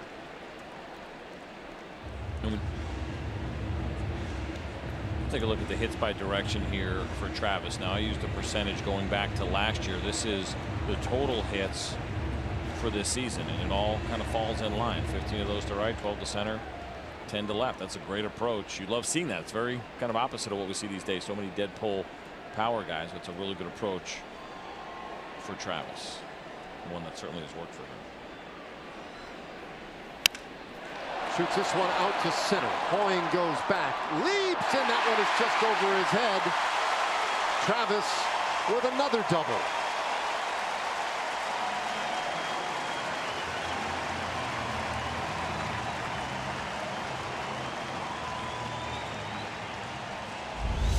When you have a short, compact swing and you don't try to pull, you give yourself a great chance to square some balls up, but you don't necessarily expect them to get this kind of carry to dead center field off the bat of Travis. And you see Hoying, look like he was squinting a little bit, having a little bit of an issue seeing this ball. He had a good run at it, just missed it when it was all said and done. But that ball was stung by Travis after a very good 8-pitch at bat, fought a bunch of pitches off, and then finally got one that he could handle and drilled it to center.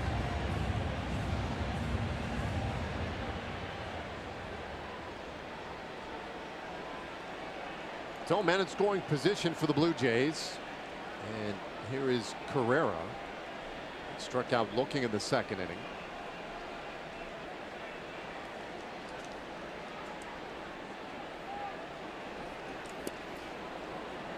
Fooled badly on that one. Blue Jays 1 for 3 so far tonight with runners in scoring position.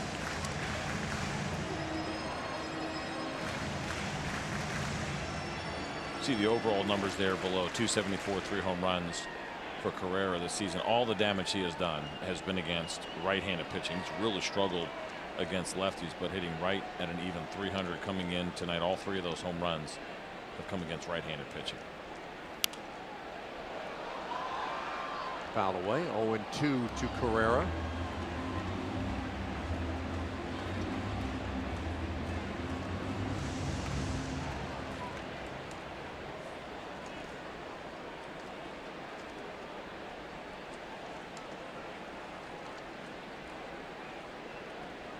Travis out there at second base. A 3-run game. 1-2.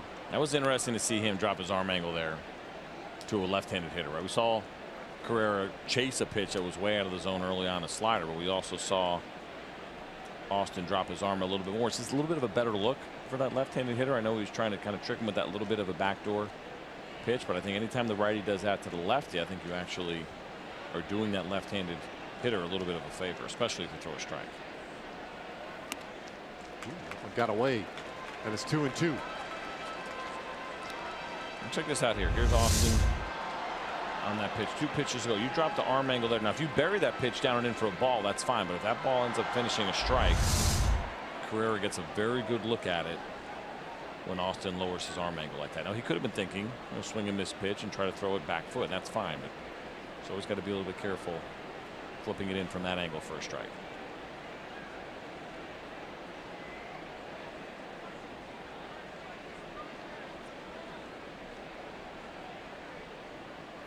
Long look in for Bivens-Dirks.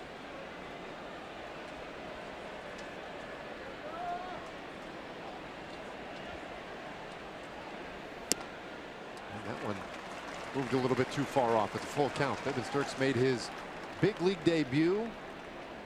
This would have been 9 days ago, the 17th of May. That was in that ball game against the Phillies after a long wait. And a guy who had been pitching in the minor leagues since 2006 was called up, had to wait 10 days to finally get in a game.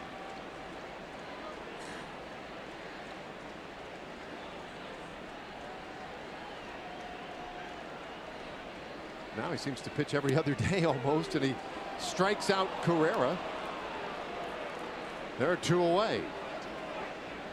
Well, the second time Carrera has struck out looking now. I'll tell you what, all that talk about dropping down, here he does it, and Carrera does not see that ball very well, and it's located right on the inside corner. So Austin does a nice job, and that pitch was placed perfectly. And I got to believe for Carrera, he's seen that pitch and thinking it's going to sweep a little bit more and continue to go and finish off the plate. But Austin located that pitch perfectly on the inside corner to the left-handed hitter. I know it's a little silly, but the way he reacted, I almost thought Carrera felt he was batting with one strike. It's like, oh, well, strike two. That was a tough one. Maybe. Because it didn't seem like he was fully aware of the fact that he was out. Well, that swing right there from Kevin Pillar, by the way. You want to get an idea about Austin's slider against righties. You watch a pretty defensive swing from Pillar, who's having a rough night. It's 2 strikeouts so far already for him, but he did not like that pitch at all. Pillar, 2 strikeouts so far tonight. Gets this one off the end of the bat, out towards center field. Hoying closes on it and makes the play. Inning is over. So we go to the 5th inning tonight. Dusk settling in here in Toronto.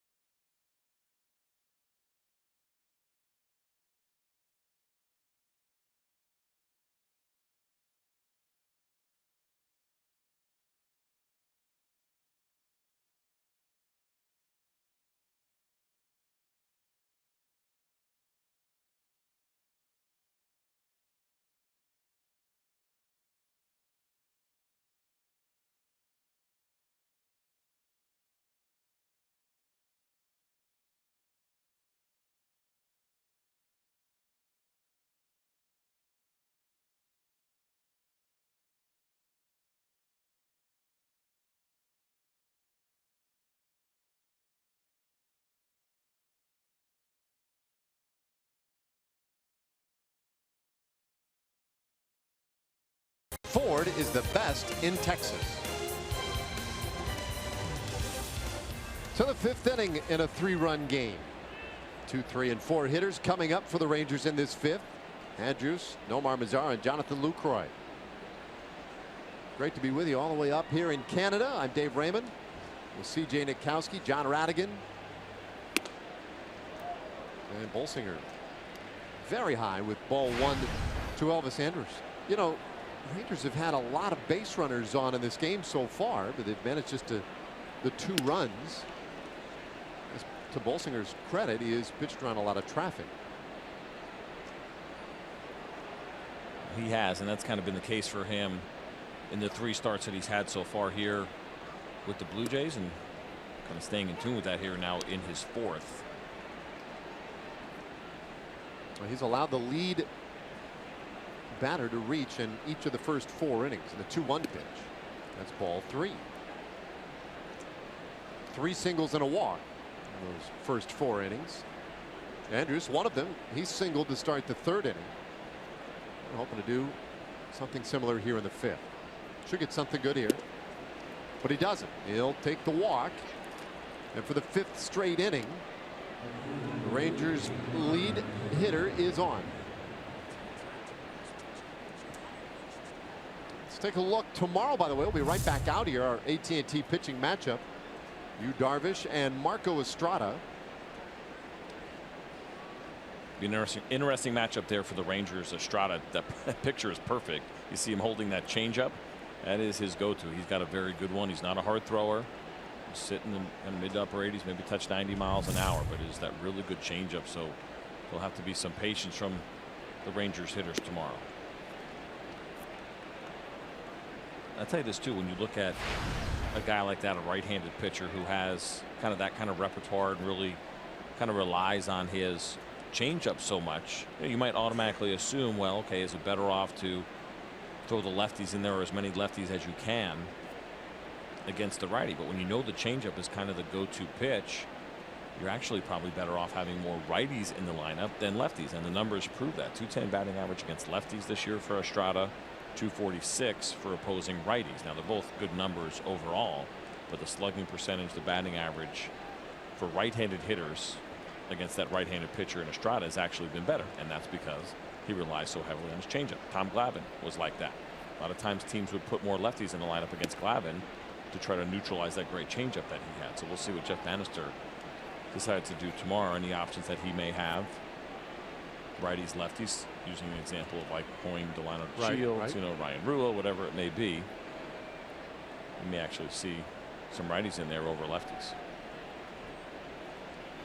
Pitch to Mazzara, right in there for a strike. It's 2-1. Andrews is at first via the walk, which of course eliminates you and I from being in the lineup tomorrow. Yep, not going to happen. A couple lefties, and also we stink at hitting, and we're not on the team. A lot of reasons why. See, Nomar's been doing real well with runners on base this year. It's this one the other way, foul, and it is 2-2. You mentioned it's been 5 straight innings now where the Rangers have had the leadoff hitter. They've taken advantage of it twice with their 2 runs. Both of those were leadoff hitters that scored, one on the walk, one on the base hit, both by the way Mike Napoli, who scored both of the runs in this game. So be a good time for the Rangers to be able to add one here, just kind of chipping away, down 5-2. Andrews running, and the pitch is outside. It's a full count on Mazzara for Andrews, his 8th stolen base. And he absolutely stole that off of Mike Bolsinger. You hear a lot of times about, well, is it versus the pitcher? Is it versus the catcher? This wasn't even close. So much so that Russell Martin didn't even attempt a throw. So another runner in scoring position. Timeout. You mentioned it earlier, some patience by these Rangers hitters. Only 1 strikeout so far tonight. They have made Bolsinger work after a night in which yesterday Rangers struck at a record 20 times. And there's a swing and a miss. Mazzara down on strikes, 1 away. Hey, Saturday, June 3rd, Rangers face the Astros. First 10,000 fans receive a Cole Hamels superhero bobblehead, courtesy of Jimmy John's Gourmet Sandwiches. Tickets available, TexasRangers.com or 972 Rangers. Are there little flames on the ball that he's throwing? Look like it, yeah. That might be, that is pretty cool. All right, here's LaCroix. He's reached both times. Walked in the first, doubled in the third. And bounces this one to shortstop. Tulowitzki circles it and throws out LaCroix 2 away. I want to take a look here at something that's going on here with Rougned Odor. You hear the boos kind of start to creep in here, but check this out with Odor. Some people say, well, what's wrong with Roogie this year? What's going on with the numbers? But look at some of these metrics. Now this is exit velocity, how hard he's hit the ball this year to last year. Better. Swing percentage means how often is he chasing pitches out of the zone? Less this year. He's been better. The contact rate has been better. Everything has been better, but the one thing that is different, that BABIP stat, batting average on balls in play, more balls are being caught right now, even though Rougned Odor is doing everything else better than he did a year ago. He's hitting the ball harder. He is chasing less. He is putting the ball in play more. He's actually, he doesn't walk a ton, but he's walking more and he's striking out less. All the things that you want to be accomplishing as a hitter. He just hasn't had a lot of luck, and that's really what this has been about. Now that has to do, as you brought up, we were talking about this before the game, these heavy shifts that we see on him now more than ever. So a lot of these batted balls have been being turned into outs for Odor because of where they're positioned him, and then there's also going to be some bad luck. He drilled that ball in his last at bat. Jose Bautista made a pretty nice play. So if you're asking yourself, hey, what's wrong with Rougned Odor compared to a year ago? Nothing. He's actually doing better. He just doesn't have the batting average to show for it right now. Well, he's ahead here 2-0. Look out. Yeah, you put 4 stats up there. 3 of them he can control. Yep. Or at least has some control over. Exit velocity, the O swing, etc. The one, BABIP, he has no control over that. Nope. There's nothing you do. That's just your batting average on balls in play. What is your average when you hit the ball? Andrews running again, and a strike taken by Odor, and Elvis steals 2 bases in this inning, and both of them uncontested by Russell Martin. Well, Josh Donaldson did not move, and watch him here playing a deep third base on a 3-0 count. And you see him kind of put his glove up and saying, well, I guess there's nothing I can do at that point. And seeing a 3-0 count, he's not even thinking that Elvis is going to be stealing there. 2 outs and a 3-1 count on Odor. He should get something pretty good to hit right here. Rangers down by 3 in the 5th inning.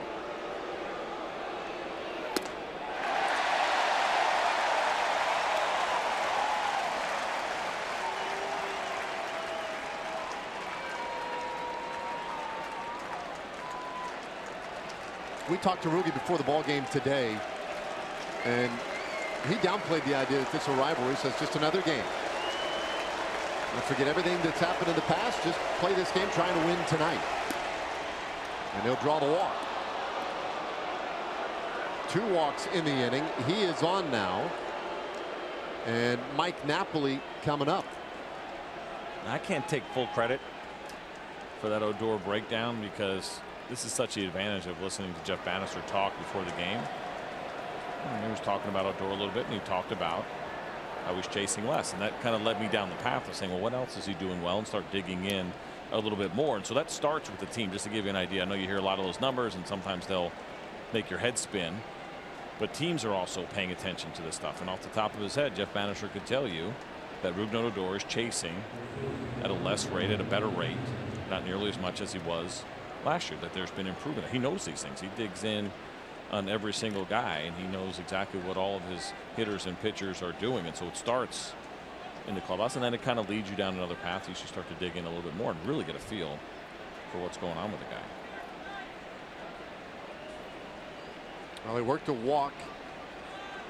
Continues to improve in that regard this year. Napoli stands in and takes the strike.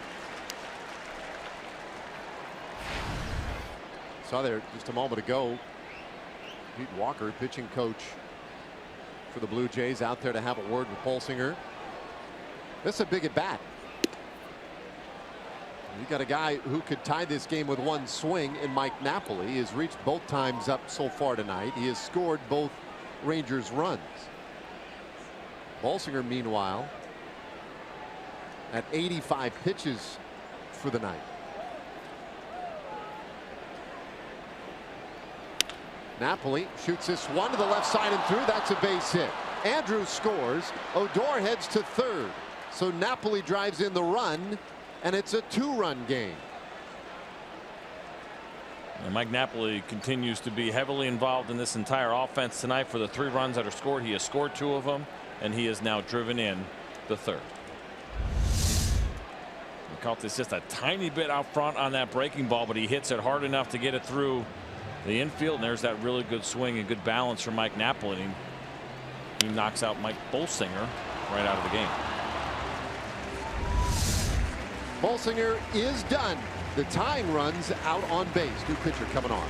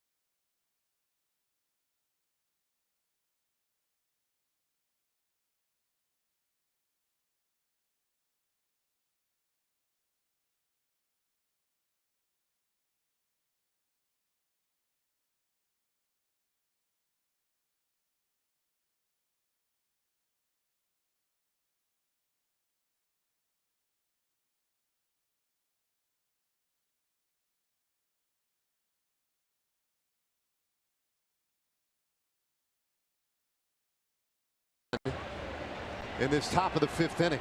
Mike Napoli just driving home a run. Aaron Loop has come out of the bullpen, his 21st relief appearance this year for Toronto. So not even through 4.5 innings tonight. Both teams into their bullpen. Loop, you see the numbers have been pretty good, a 260 earned run average. And when he comes in with runners in scoring position, he's been quite adept at getting strikeouts. Not that he necessarily needs one right here. Gallo up there, and a hard ground ball up the middle. Barely snagged by Tulowitzki. Just about got under his glove, but he gets Gallo and the inning is over. Rangers, though, get another one back. We're halfway there in a 2-run game.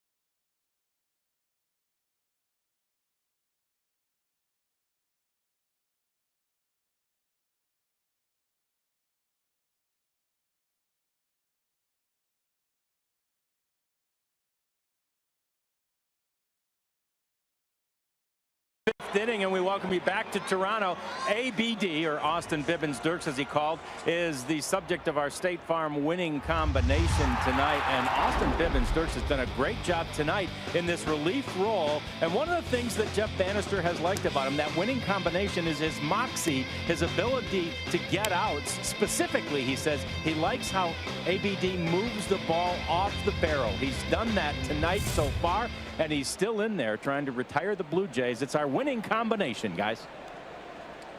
Yeah, thanks, John. And he gets the 2, 3, and 4 hitters in this 5th inning. Josh Donaldson, who is 1 for 2. And a bouncer at third base, but foul. I think it's a good point by John as we watch Austin Bibbins Dirks here now in a handful of outings that he has been very aggressive, not scared, and obviously as an older rookie that probably works to his advantage, but he's still a rookie. You still come up to the big leagues for the first time, and you need to prove to yourself that you can get big league hitters out. He hasn't backed down at all, and that really is his game. He's got that funky arm angle, and he's gotten some big strikeouts at times, but yes, keeping the baseball off the barrel, inducing weak contact is kind of right in the pocket for ABD. 3 strikeouts tonight through 2 2/3, but because of that arm angle, especially that sinker, that's a pitch that he actually wants guys to put into play, hit the top half of it, and get those ground outs.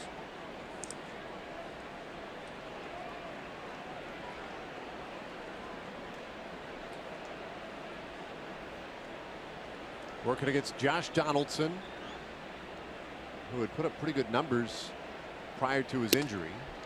And takes strike 3 called. Donaldson in disagreement with Alan Porter, but heads back to the dugout, 1 away in the 5th. That's a perfect pitch. Pitcher's pitch against a right-handed hitter, a little bit of a lower arm angle, as you see here, as we've seen Austin do a bunch, so it's going to get a little bit of run back. Jonathan does a really nice job of holding that ball there with very subtle movement to give Alan Porter a good look at it. But yeah, borderline pitch, but when you hit your spot and you have a catcher that receives the way that Jonathan does, it's a good chance you're going to get that call. Now Bautista Bautista has grounded out and flied out so far in tonight's game.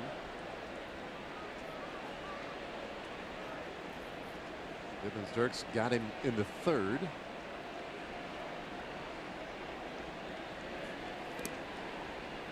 But Bautista on a 16-game on-base streak, not a hitting streak, but an on-base streak. He's hit .382 during this stretch that began May 8th.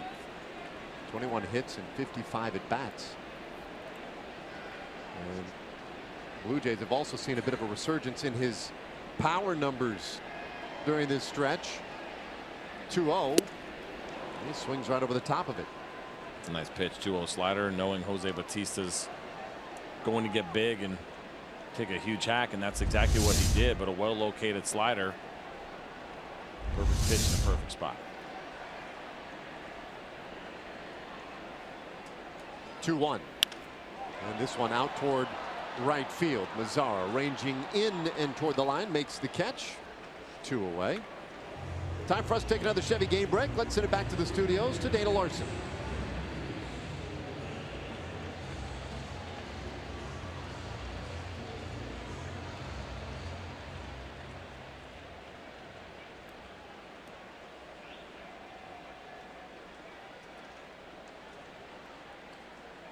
Thanks to the shocker that he hit a big one. Well, yeah, no doubter. Does he ever have a doubter? No. I'm not sure he does. The guy's got tremendous power, superhuman when it comes to the home runs, and a guy that's fun to watch hit home runs, as long as it's not against your team. Now, Kendry Morales and a backdoor slider in there for a strike. Morales 0 for 2. Just looking, quick glance down at the scorebook. No pitcher tonight has retired with 3 hitters in an inning in a row. Just to make a nice tidy 3 up, 3 down, and Bivens Dirks with an opportunity to do that here if he can get Morales. There have been a lot of base runners on both sides.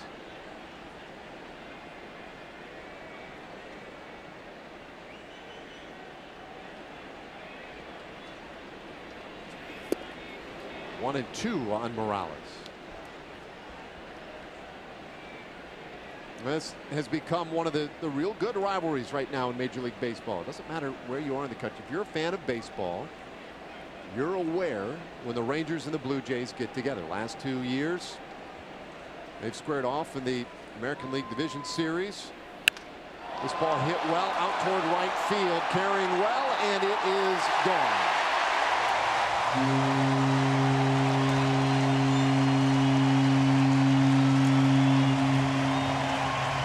Second homer allowed tonight by Bivens Dirks.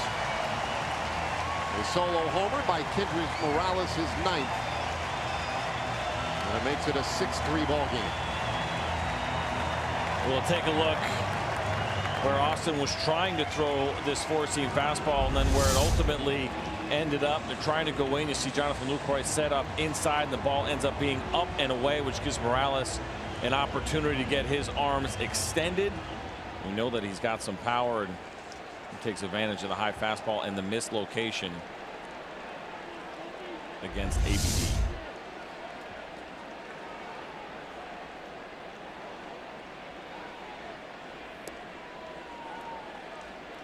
Now Smoke, who has walked and homered tonight.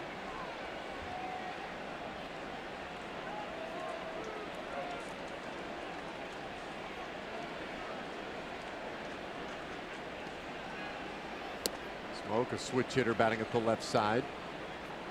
You look at what the Blue Jays have done with the home run. It has been a very big part of their run production.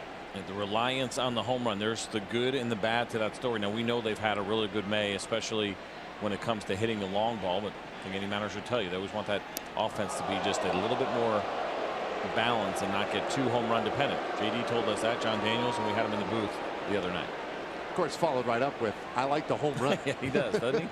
Who doesn't? You like having it in your lineup because you know those days, maybe when you're running up against some tough pitching, that you always have that chance to change the game with one swing. And if you're not that team like the Red Sox are right now, you got to string more hits together to make it happen. The Blue Jays have had a grand slam and 2 solo shots in this one tonight for their 6 runs. That's a strike, 3-1 to Smoke. The Rangers 3 runs tonight come on a sac fly, an RBI ground out, and then Mike Napoli in the 5th inning with the RBI single. Here's a 3-1. That's a full count now on Smoke. The Blue Jays came in with 36 home runs in the month of May. That was 5th in all of baseball. Now they've hit 3 tonight, which has put them at 39. Now, not knowing what the other teams have done, that would put them in the lead for the most home runs hit this month. And the Diamondbacks and Astros were in front of them at 38.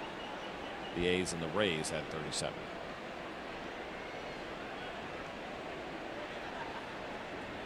Three-two to Smoke. And he got him swinging. Another strikeout for Austin Bibbins-Dirks, his 5th of the night. That'll take us to the 6th inning. Rangers trail by 3.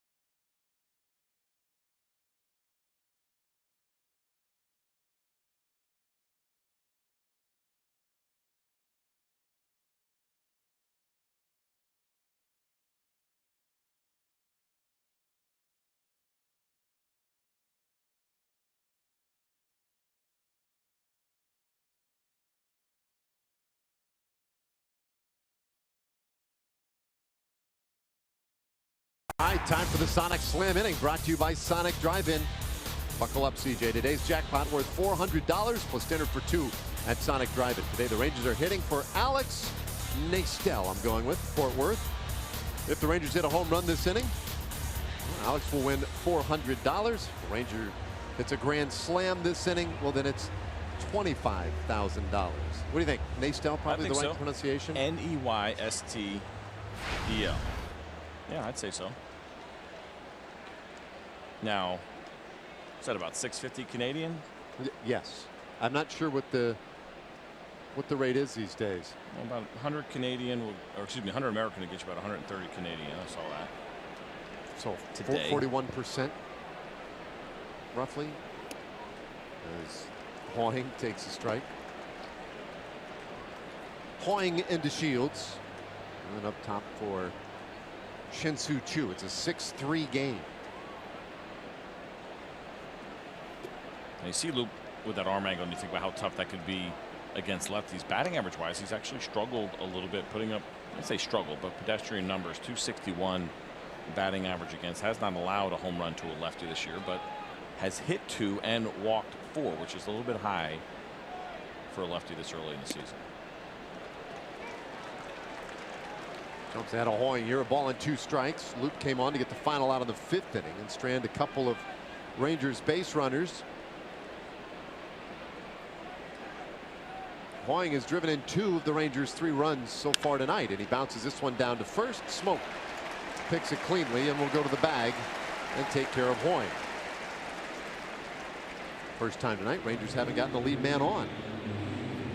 Brings up Delano to Shields.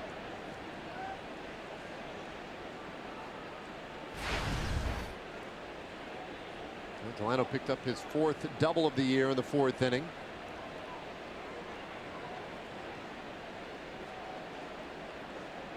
Continues to be pretty locked in at the plate.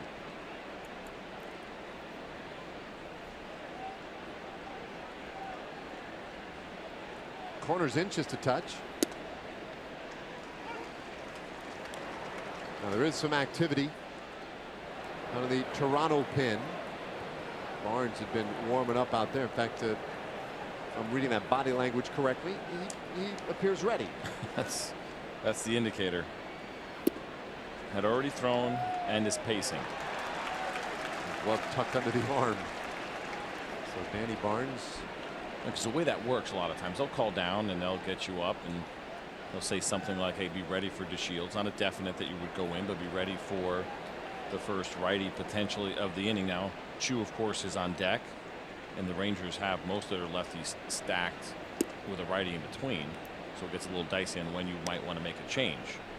But had Hoying gotten on base, or if he had an extra base hit, then maybe they make that change. So then after that you go hitter by hitter, and so Barnes sits down there now and says, okay, I probably don't have to be ready until Elvis Andrus.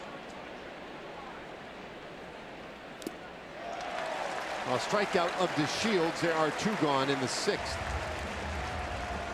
How about this? North Texas fans, Fox Sports Southwest wants you to show your school spirit at a Texas Rangers game. Get discounted tickets for the Friday, June 2nd game versus the Astros and a free Rangers cap in UNT mean green colors. Go to texasrangers.com/UNT for details.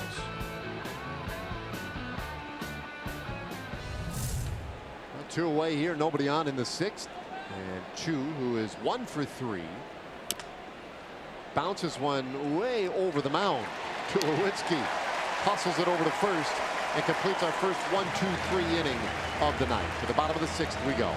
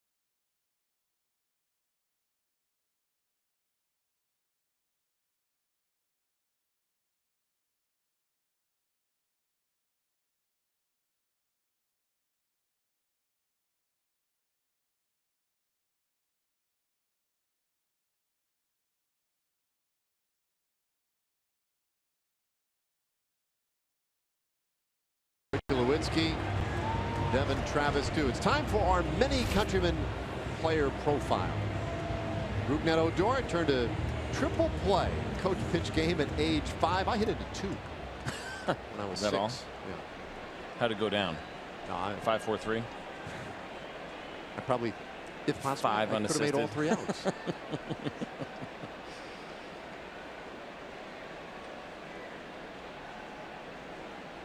Russell Martin, he takes a strike. How about Austin Bibbins Dirt out again here in the 6th inning? Well, to say that my pitch count was off a little bit in what I thought would be anticipated for him would be a minor understatement. I thought 40, 45 on the high end, and with 66 pitches, he heads back out for another inning, and he has done a fantastic job and has done it again, where he has come in, taken a ton of pressure off the bullpen.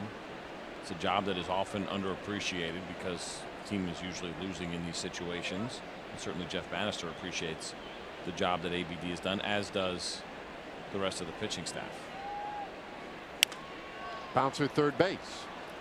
Gallo sets up, 1 away. We mentioned it at the front. You look at what has happened to the Rangers lately. They ran off those 10 straight. They took 2 of 3 in Detroit, but the streak ended. Then they were swept in Boston. And the story in this little stretch in which they have lost 4 of their last 5 is the fact that the starting pitchers averaged right about 5 innings per outing, and that put a lot of pressure on the pen. And when that has been the case, this team has not done quite as well. Now, on that 10-game winning streak, they were getting quality start after quality start, 6+ innings every night out of their starters, and it just changes everything. So to your point with Bivens Dirks tonight, I mean, it's innings from the bullpen, but if he can spare a couple of arms, that is enormous. Tulowitzki takes a strike. It's 1-1. Anytime things get out of whack because a starter gets knocked out of the game early, or you have that 16-inning game or whatever it may be, yeah, things get in shambles for guys, and everyone the next day is kind of looking down at each other like, can you go today? Can you go today? Right? And then you have to struggle through it. Well, the flip side of that is when you get a legitimate long man who can really do a nice job, eat up innings, and do it well. It's one thing. I mean, anybody can go out there and give up runs all day long, but to actually be efficient in the process is what we've seen here with Austin Bivens Dirks. And like I said, it's the most undervalued role on a pitching staff and really probably on an entire team. And he's been very, very good, taking advantage of this opportunity. He's been waiting years for it. Just missed with that one. It's 3-1 to Tulowitzki, who has walked and bounced back to the mound.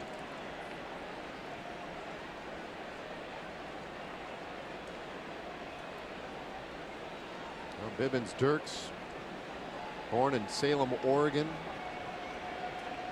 now makes his offseason home in Idaho. 32-year-old right-handed rookie. And he gets another roller, just foul. It's a full count on Tulowitzki, and his 5th full count tonight.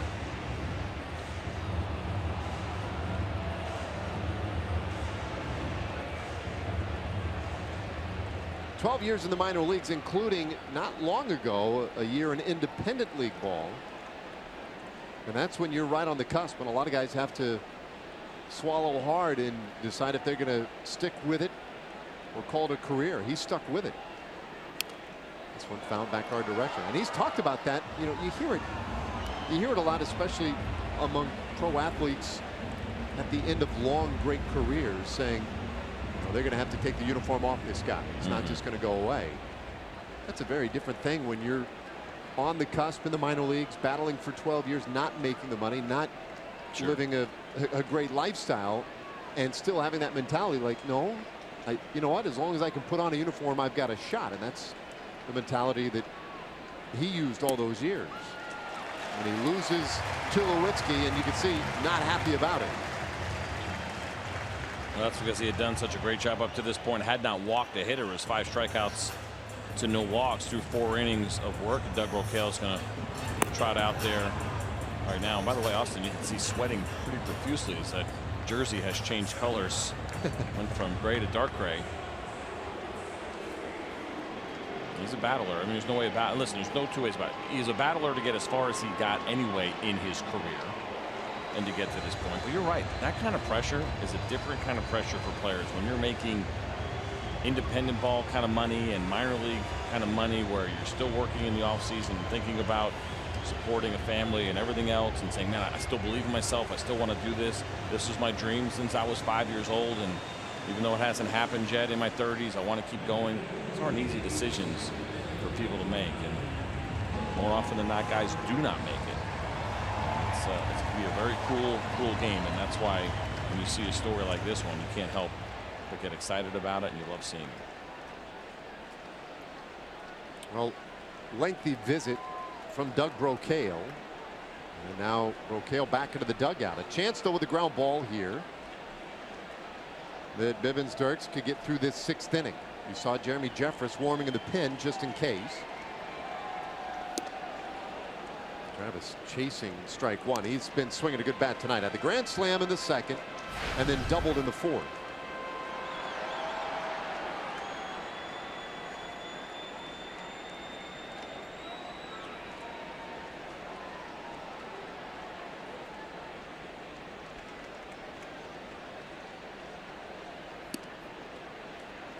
This time he wouldn't take the bait out there. 1-1 the count.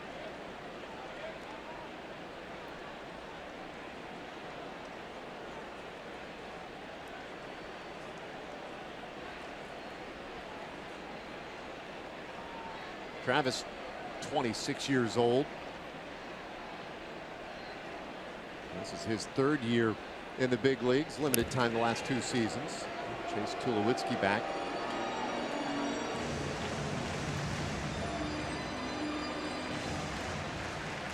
Devin Travis played in a combined 162 games in the last 2 seasons in the big leagues. He was a 300 hitter both times. This year the average way down, but he's been driving the ball. 1-1, and there's a bouncer foul. So this is the opening game in this series. A couple of day games coming up as we take a look at the progressive upcoming schedule. And then after Sunday's day game, it's back home, back to Globe Life Park. Tampa Bay Rays in town. So that next off day will be at the very end of these next 5, as you see there. And I only bring it up because you look at Austin and where his pitch count is right now, and that's the other downside to being in that role, is sometimes when you do something like this and do a great job, they need an additional arm. He probably can't pitch for 3 or 4 days. He really shouldn't at that pitch count. Sometimes they'll make a roster change because he's down. Now that off day Thursday, maybe they try to get there and hopefully don't have to do anything in that regard. It'll be a temporary thing if they had to do it. But there are some off days coming up, so if the Rangers can get through these next couple without beating up the bullpen, it shouldn't affect them. But they have off days on the 1st, the 5th, and the 8th, which should start to help a little bit, hopefully. Is it crazy to think that he could make a spot start in this spot when it comes back around? You know what? You bring up a good point. That's certainly something I bet you that would be considered, and maybe why they even pushed him a little bit more. Is there something wrong with AJ? You know, say AJ doesn't have to go in the DL, right? It's a 10-day DL now, which is great. So certainly a little bit easier to work with. But that's, you know, it's a good point. That the Rangers watch how Austin has thrown, and he started in the minor leagues as well. He was kind of doing both, but he was starting in the minor leagues. And if they decide, you know what, AJ only needs to skip 1, maybe they would consider. And we're kind of really jumping to conclusions here pretty quickly, but maybe they would consider starting Austin on Wednesday, which I believe would be AJ's turn. Just misses the corner. It's a full count. I mean, obviously just has shown us what he can do from a pitch count standpoint. That might be something that's on the table, and with the days off coming up after that, they might be able to work around it. So yeah, absolutely, that could be a possibility. AJ Griffin had to leave in the 2nd inning with a left intercostal strain. And that was the last report we got. We'll learn more, no doubt, after the ball game tonight, before tomorrow's game. An ongoing concern, and Austin Bibbins-Dirks has stepped in admirably today, getting the final 2 outs of the 2nd, and now trying to get through the 6th inning.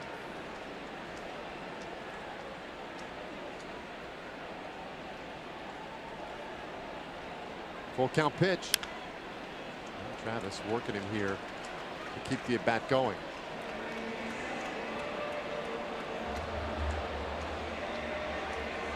Now the next one will be number 8 to Travis. And credit both teams. We've seen both teams today put some lengthy at bats on opposing pitchers.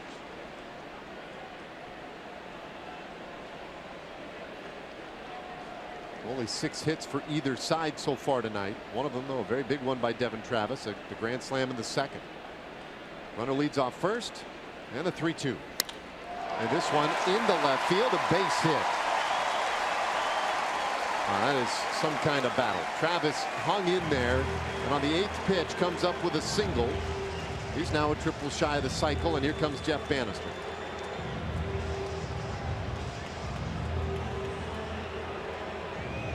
That's it for Austin Bibbins-Dirks, but I think getting a lot of attaboys right there.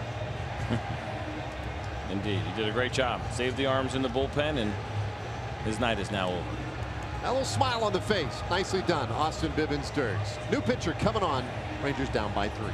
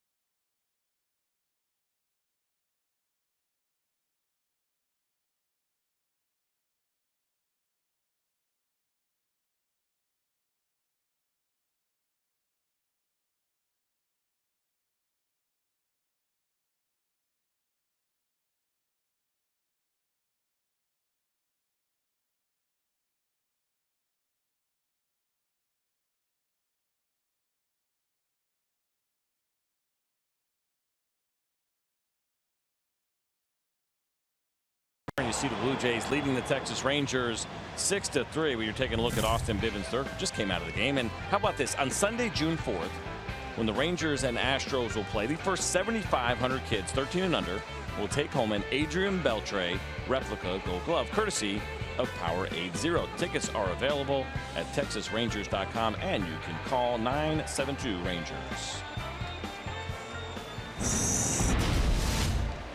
Well, Jeremy Jeffress is on now in the 6th inning. You see the numbers there, and we know for JJ it is all about that two-seam fastball. It's been a little bit of a struggle this year. The batting average higher than usual. The velocity has been good. The movement has been good. Every once in a while he's found himself a little bit behind in counts, or has seen some hurdles on a movement, and been a few more barrels on that two-seamer than you are used to seeing. And I believe that other one probably should say four-seam fastball at 10%. But he is all about the two-seam fastball as Jeremy Jeffress. What was Joe West doing? So we were waiting, and what we were waiting on was the crew chief, first base umpire Joe West, was taking a little break himself. He's probably tweeting something. What do you think? He seems like a big tweeter. I am not going to touch it. Here is Carrera. Maybe he had an idea for a song. He wanted to go write it down, right? You know, Joe West is a little inspiration. Yep. Country Joe. Country Joe. A number of albums out there. Yeah, there we go. Allergies. Allergies, eh? This turf will get to you.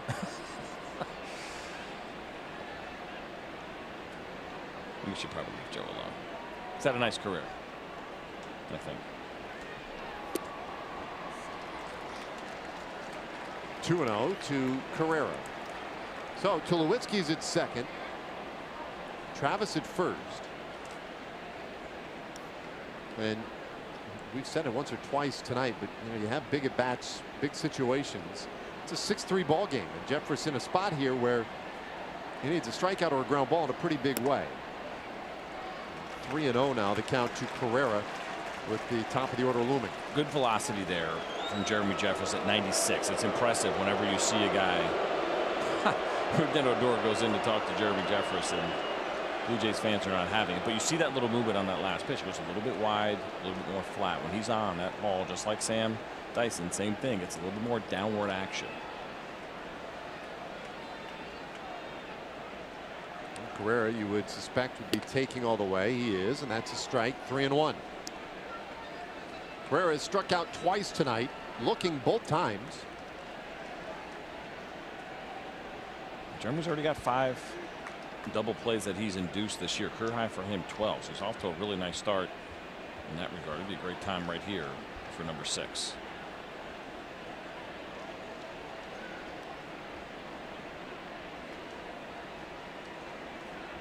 Interesting on a 3-1 count that he's thinking something different than what Jonathan Lucroy wants to do. We just saw him shake the changeup.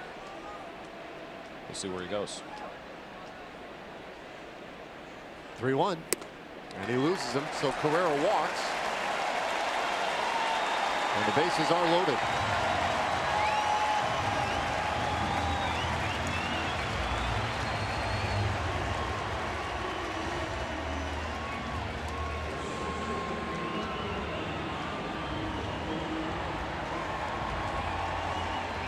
Well, we had a bases loaded situation earlier tonight. That was in the second.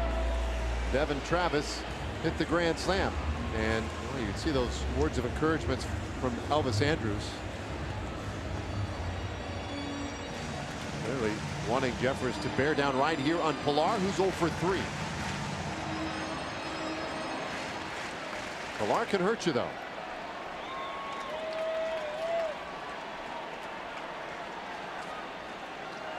That's leadoff for the Blue Jays, but now some decent pop in that bat. 7 homers this year, 12 doubles. And he takes a strike.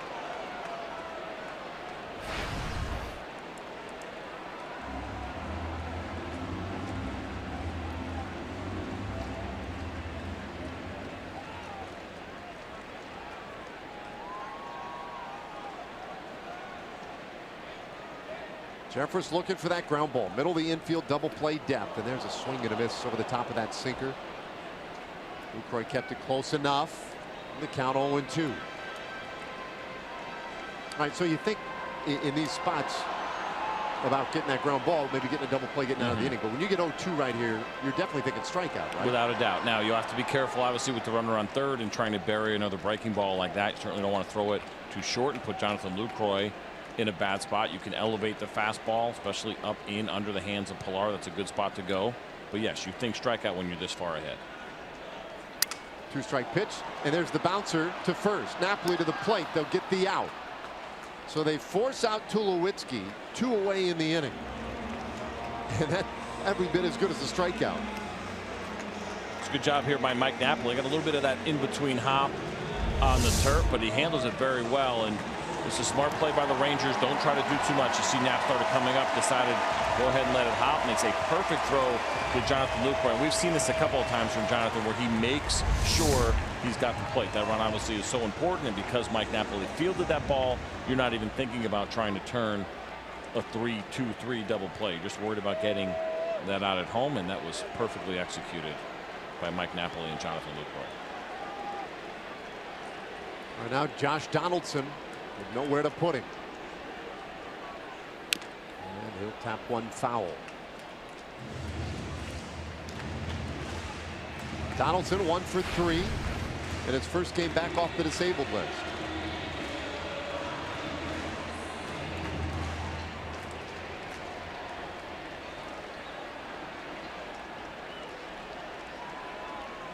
Some Angry Birds there probably. Right. For Russell Martin, I would assume. Words with friends. 1-strike pitch. Just missed him in the count, 1-1.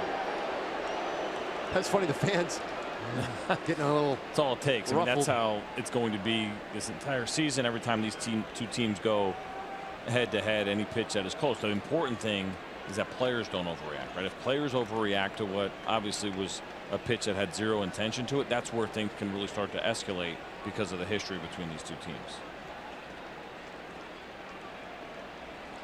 Donaldson wants time. Travis is at third. Carrera at second. Pilar at first. 2 out. Bottom of the 6th inning in a 6-3 game.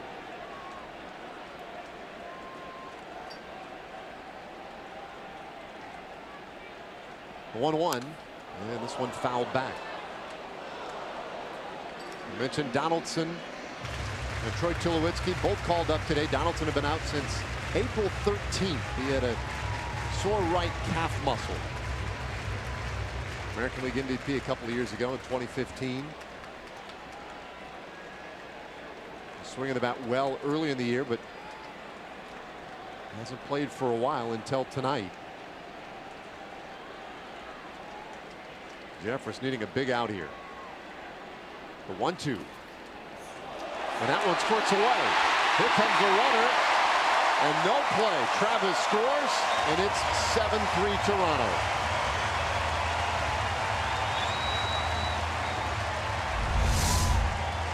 And this is what you're worried about with 2 strikes sometimes and trying to finish off a hitter with a breaking ball in the dirt. Jonathan Lucroy does everything he can to try to get over, square this ball up. You see how he leans forward like that? The idea of smothering the ball, if it hits that chest protector, it should die right just in front of him. But because it was sweeping away and it was a breaking ball, he had a lot more work to do, and certainly not his fault at all that that ball bounced the way that he did. He gave it everything he had.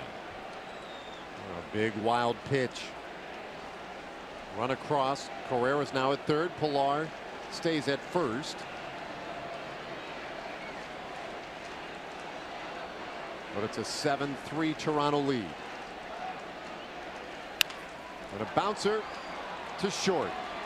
Andrews hustles it across the diamond. That will end the inning, but 1 pitch too late. Toronto scratches back another run. We go to the 7th tonight.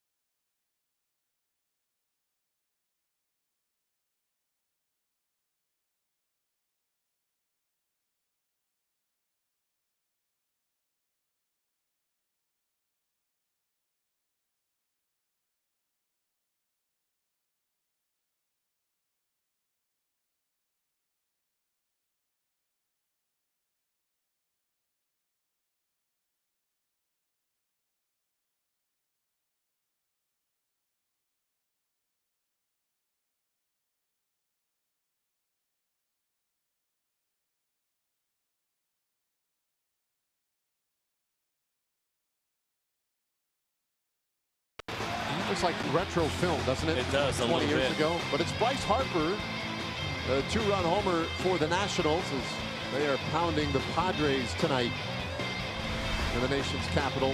And that's why we're showing it. He is now in a tie for the big league home run lead. He and Aaron Judge, Mike Trout. He's having quite the year, Bryce Harper, and still a little bit of time to go before he gets to that free agency. The people talking about it already. Not until after the 2018 season and thinking about what kind of money Bryce Harper could pull in, and he's been such an interesting player. 2 years ago an MVP, last year a little bit of a step back, but it might have had to do with some injuries, and this year he's been on fire. Now pop up by Andrus on the first pitch, and this one handled near the mound by Donaldson, 1 away. Danny Barnes, a new pitcher, has come on in the 7th inning. Take a look at the numbers there for Barnes, who has thrown the ball well, and what sticks out more than anything, of course, is that great strikeout to walk ratio. Just 4 walks to his 20 strikeouts this year. Not overpowering stuff by today's standards and what we see in the game. Fastball sits around 92 miles an hour, and his go-to after that is his changeup, which you'll see at right around 80 miles an hour. 30% of the time he uses that changeup. That's high usage for a right-handed reliever.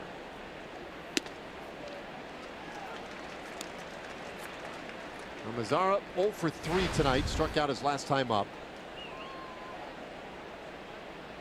Average now just a shade below 270 as a result. And there's that a hole here 0-2. See the differential. The fastball 91, the changeup at 78, and you can see why he uses it so much. That's a big number. 13 miles an hour differential. A lot of times you're looking at a minimum about 8 to make it work. Try to get to 10, 13. It's a nice spot to be when you talk about change up the fastball speed differential. This ball hit well, but a little high in the air to center field, and Pilar puts it away.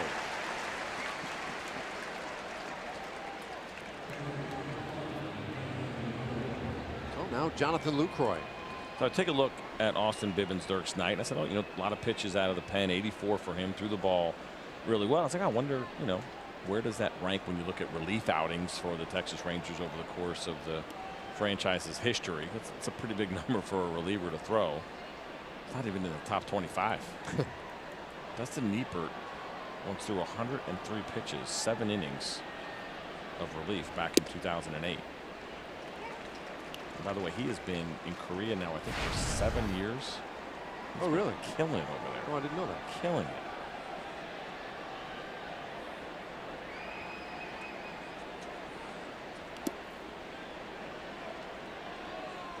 One and one on Lucroy.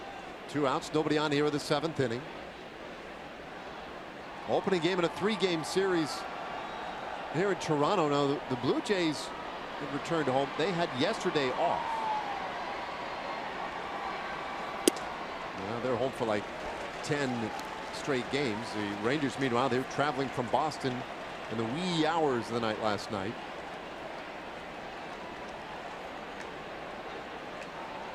Barnes ahead here, 1-2 on Lucroy.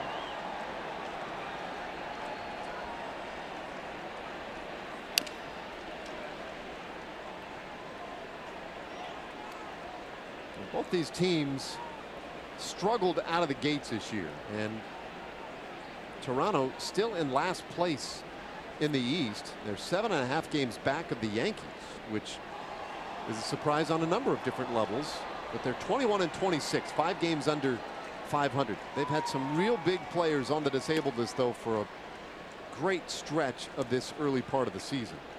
And I think they're feeling now like they're getting some of the pieces back, and there may indeed still be time for them to figure things out and be a player in the division. Now, they started out the season 2-11, have since turned it around, 19-15. The problem they run into for me is, yes, they'll get stronger, but the division.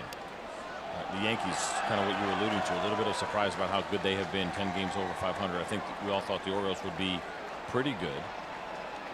But then you have the Boston Red Sox, who look like they're starting to improve and get it going a little bit. They expect David Price back on Monday. He's going to make that start. So all that interdivisional play is my point.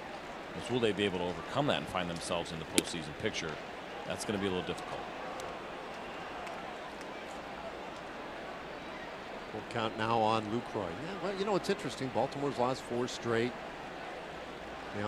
I guess it depends a little bit the degree to which you believe the Yankees can continue this beyond what has been a very good start. 3-2 pitch. That's fouled away. They certainly can do it. I mean, it is without a doubt, numbers wise, it's certainly within reach, but I think they'll need a little bit of help. Something like the Yankees going backwards, or the Rays completely falling out, whatever it may be. They're capable of making that run. I actually thought before the season started they would have a pretty good chance at winning this division and challenging the Boston Red Sox. I thought the Boston Red Sox were the best team on paper, but it's just a deep division, which makes that comeback a little bit more challenging. This one buried, and Lucroy will accept the walk, so he heads down to first. That brings up Odor. I have to think for Odor, as much as you can hear this obviously pretty well there. Roof is closed and it's going to be louder. It can't be nearly as bad as it was in the postseason a year ago, right? I mean, it had to be much more louder. So I almost wonder if this is easy for him. Not easy, but yeah, whatever. Nothing like last postseason. Well, I can tell you this: he wants to let it go. Yeah. I mean, he would rather not deal with it. He was very clear about that this afternoon down at the clubhouse. And he was asked probably about 60 different ways about the rivalry, about the incident last year with Bautista, about coming back here. And he was really good at handling the media today and deflecting it all and staying on point about it just being a day-to-day sport and everything's behind him. But the degree to which he had to work to continue that narrative, I think it underscores the situation, and he's going to continue to hear it. I don't think he loves it. No, and understandably so. And again, he was in a position where he was defending himself. That's the way I looked at it. So you can't blame a guy for that. He was not the instigator in that situation. So for this to continue to come back to him and have to answer questions, yeah, that might be a little bit annoying. I get it. Speaking of that incident and the punch delivered to Bautista, he was asked about signing memorabilia, photographs, stuff like that, and very clear that he never has, never will sign any of that. Understandably so. It's not something he's proud of. I mean, he handled himself, like I said, I think, in the way that you should have. He did a really nice job as a teammate. You'd appreciate that, but he doesn't want to make light of the situation, and in his heart of hearts, he wished it never happened. 1-2. And they wanted him to go up. He chased it, and the inning is over. It's become a big rivalry, the Rangers and the Blue Jays. Just a bit over a year ago, this was the moment. Rangers trail.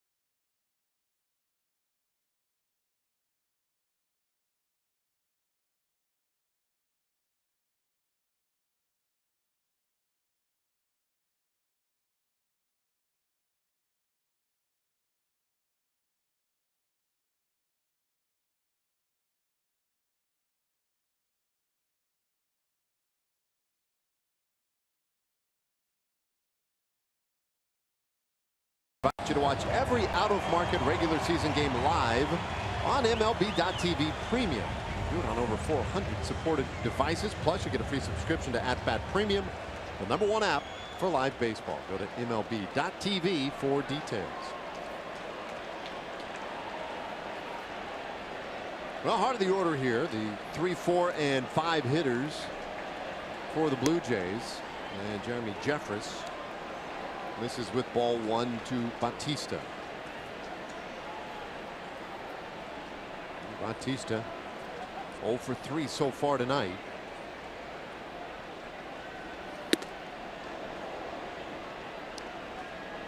First pitch of strikes at the count 0-2 on Bautista.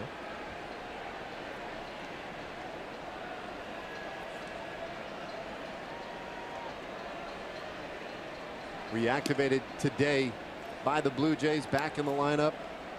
Now, pardon me, no, that Bautista has been on the run lately with the on-base streak that's in jeopardy.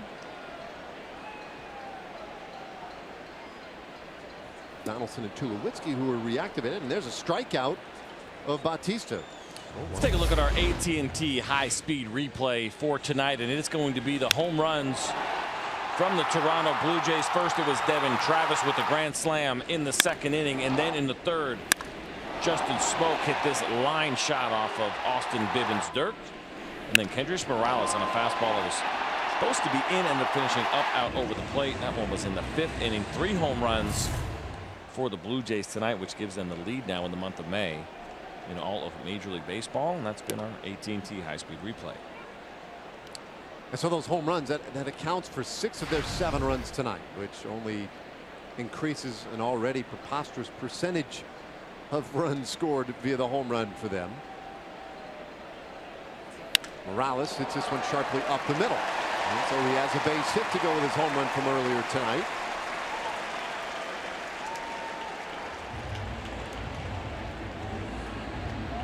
Bring up Justin Smoke. So we take another look. Ball drilled right back up the middle off Jeremy Jefferson. Because of that really good two-seam fastball in the live movement, the approach for left-handed hitters when Jeremy is making his pitch is to try to work him up the middle or to left field. You try to pull that ball when he's got that good movement, you're going to roll over it and get weak contact. But Morales did the opposite. Good approach, good base hit.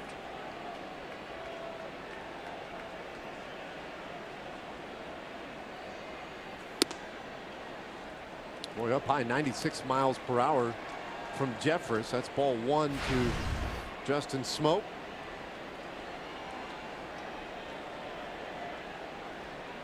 Smoke, the former Ranger and then longtime Mariner. Now in his third season with the Blue Jays and takes it inside.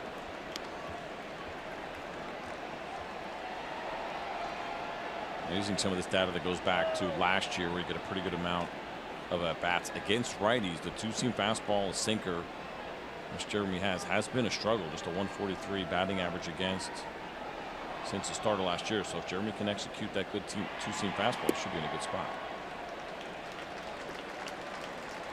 Well, he's behind him now 3-0. That homer earlier today. Smoke now with 11 home runs. Not quite a third of the way through the season. We're looking at a guy who has a career best 20 home runs in a season. That was several years ago with Seattle, and he watches ball 4.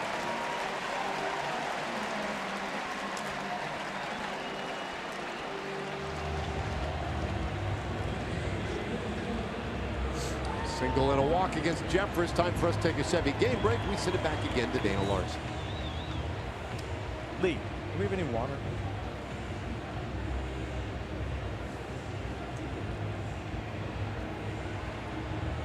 Thank you.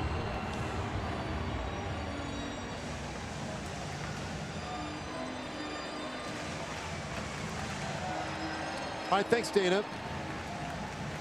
A 4-run game here tonight and a really good Friday night crowd in Toronto. 40,754 the announced attendance tonight here at Rogers Center.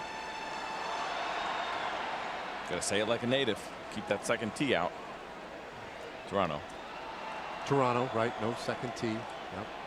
Thought he was talking about the center. They have to spell that like a native. R-E. R-E. I'm always trying to figure out when the O-U-R, like favor, honor. It's not all the time that they do that, right? But I don't know. That's a great question. Actually, it's kind of an average question, but I don't know this. It's average at best. Shank foul by Martin to count 0-2.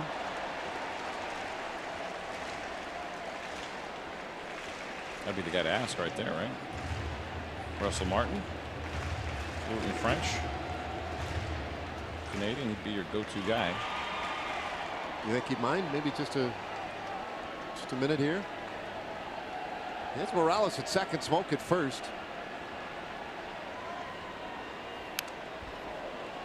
Keeps the count 0-2.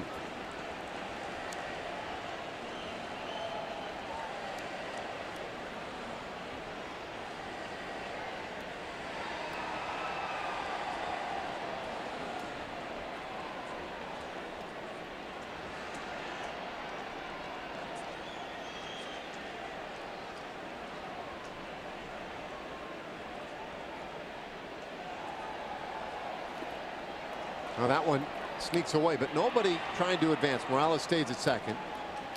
Smoke stays at first. Jeffress, who is one of the more deliberate pitchers in the game. He does seem to contemplate each delivery. It is funny, guys who work at slower rates than others. Were you a quick worker? I wish I was. I wish I could tell you the story about how I was such a great quick worker and fielders loved playing behind me, but I had a tendency to get a little slow myself. So what's part of that process? What's going on? Like when you're Jefferson, he's looking in for the signs. Is it vacillation, communication over the sign? Is it just getting yourself? We've seen it. Right. We've seen a little bit of that tonight, right? There's been a couple of times where he has wanted to go in a different direction than Jonathan Lucroy has wanted to go. But this is a guy that just, you know, for any guys that are like this for the most part, they like to take a little bit more time. They think out their game plan. Some guys are big breathers and making sure that they get everything right. And for Jeremy, that's just what always has worked for him. Well, he gets Russell Martin on a swinging strikeout, 2 away.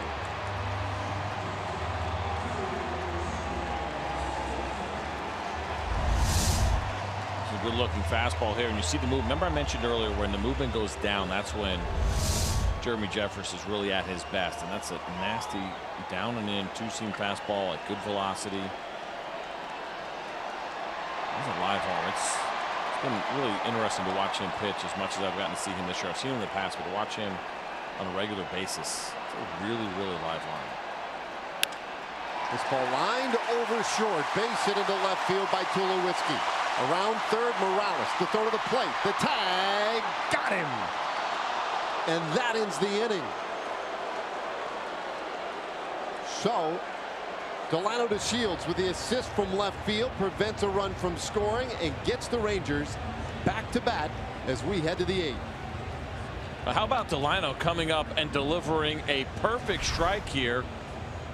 And Joey Gallo does a nice job of setting up the fake. One hop, there's the tag, and Kendrys Morales is out.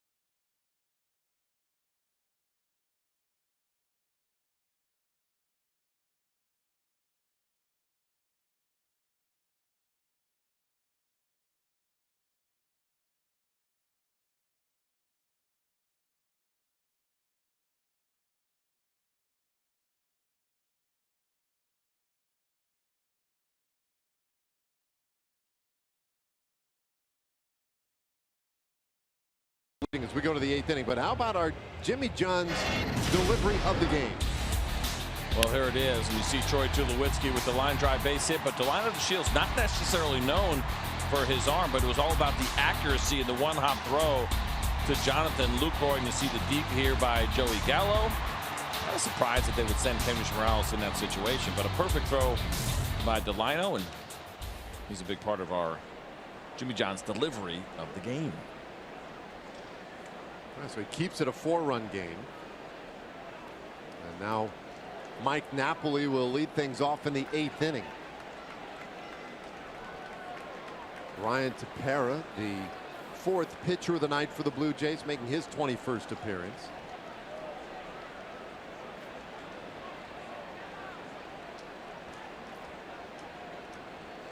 Tepera, you will see everything is firm with him. You see that fastball at 95 miles an hour. That is right around his average. And then the go-to secondary pitcher in his cutter, which he throws 45% of the time, we've got 88 miles an hour. So everything pretty much hard here from Tepera.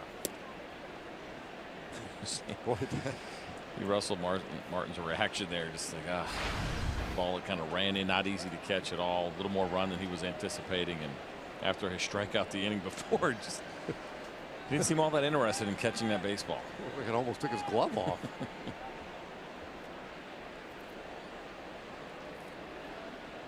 Well, Tepera's 1-1 pitch. Good breaking ball that time, and Strike two.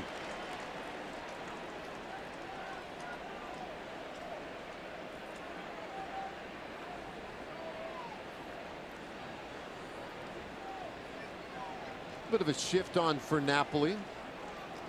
Devin Travis, the second baseman, almost directly behind the second base bag. Count now 2-2 on Napoli. There you see it. You see that pitch registers as a cutter, and it is, because the velocity is high, but it's more of a big cutter, right? A lot of times you could say big cutter or small slider because of the depth that it has. It's not a true cutter. This one popped up, foul ground. Martin over, but here comes Donaldson, and the third baseman will handle it. One away. Fans, this Memorial Day weekend, Fox Sports Supports is proud to team up with Homes for Our Troops, building mortgage-free, specifically adapted homes nationwide for severely injured post 9/11 veterans.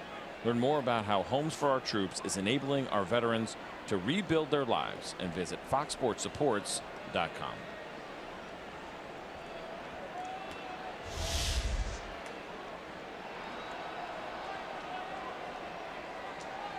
One out. Gallo up there. He's 0 for 3. It's an unusual night. I'm not sure that I can remember a night where Gallo has hit 3 balls on the ground. Yeah, doesn't happen too often. And something that Jeff Bannister pointed out, I don't know, maybe a week and a half or so ago, where Joey had a night where he put the ball in play 4 times without a hit for the first time ever in his career. And I know it's been a short career, but usually, without a strikeout and without a hit is something you usually don't see from him. And he's looking at, listen, that's just the goal to hit 4 outs, but it's just a little bit unusual. But it also, I think, speaks to kind of the growth that we're seeing from him with some of the improved contact. Well, this one's popped up, but back behind home plate and way up into the seats. I think that's what Jeff's point was right in that spot, saying, well, I don't remember ever seeing him do it. We went and looked it up, and sure enough, he had never done it up to that point in his career. So getting away from those strikeouts, which they're always going to be there, but Joey's making really significant strides in that area.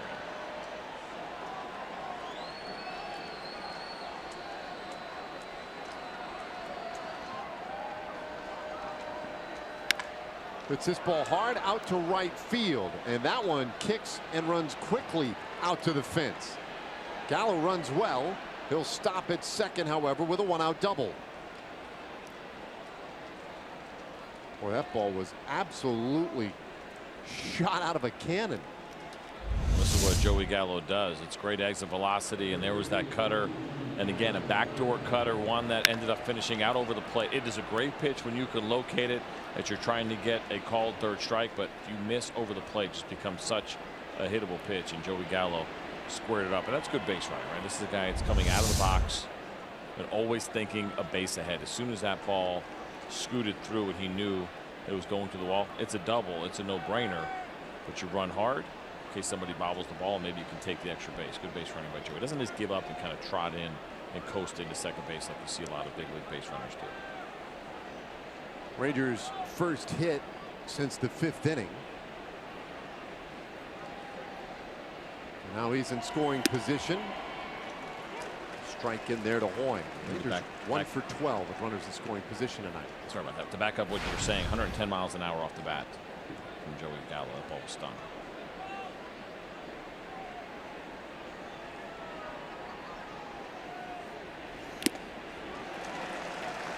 That one rushed past Hoying. 0-2 the count. Matt Bush loosening out of the pin. Bush, of course, the closer here, and has not pitched in a while. Well, didn't pitch in Boston. This one fouled away. It's been 5 full off days for Matt Bush since he had pitched again. Through that 1 inning in Detroit where he threw 33 pitches, and that was in the first game of the series. He hasn't pitched since.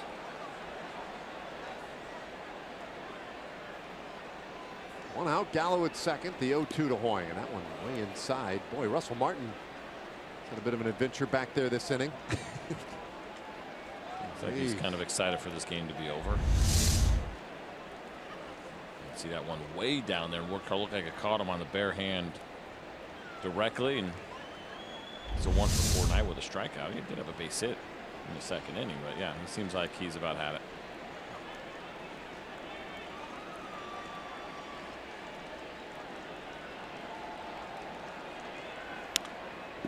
Another foul ball. So really strong at bat here by Hoying to keep this thing going.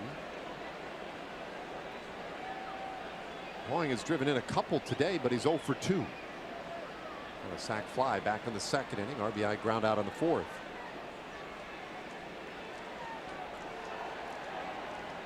Rangers have scored 3 runs on 7 hits. The Blue Jays 7 runs on 9 hits.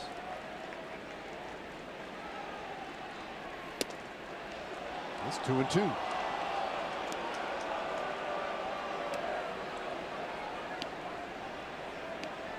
This has not been an easy place to play for the Rangers. Home team. Blue Jays have won 19 of the last 29 head-to-head games here. And that is strike 3. Well, Hoying couldn't hold himself up. 2 away.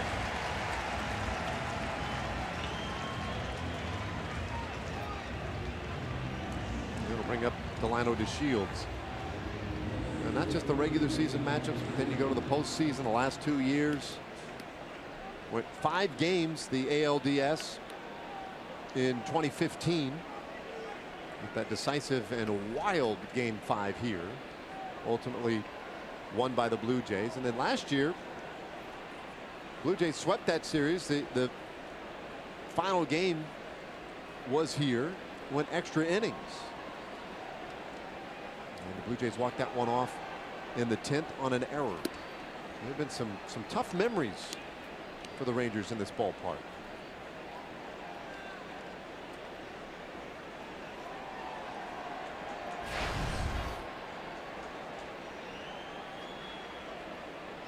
Gallo at second for DeShields.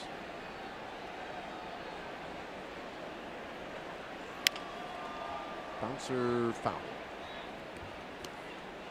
Talking to Jeff Bannister today about this rivalry, just asking him basically the question about rivalries, and he was quick to answer in the affirmative. Yeah, no, this is a rivalry. There's been a lot at stake when these two teams have gotten together the last couple of years. And he pointed out, he's like, look, the fact that you meet in the postseason 2 years in a row, that does a lot to make it a rivalry. And he said with the Astros, it's great. It's definitely a regional rivalry and a divisional rivalry. But this one still gets national attention, and it makes it just a little bit different. Oh, it has. There was a couple of columns that I saw over the last couple of days, but leading up to the series, talking about the rivalry, how they got here, these two teams, what has happened lately, all of it. And you see a big incident like we saw in Texas at the beginning of last season. People are going to pay attention to these two teams every time they meet. 1-2.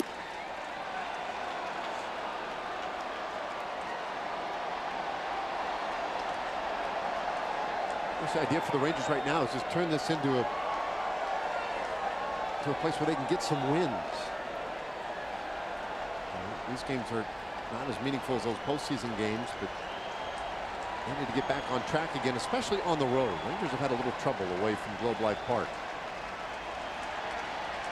8-16 on the road. That one gets away. It's a full count on DeShields.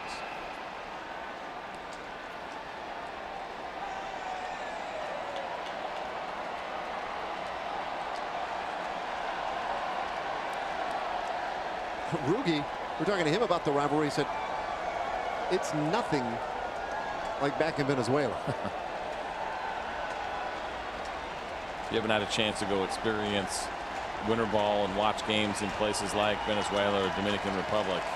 Put that on your bucket list for a baseball fan, and you will see some excitement. You'll see some fans that go over the top, things you don't see here in the U.S. He's absolutely right. There are some rivalries in winter ball in Latin America that define what the word rivalry means.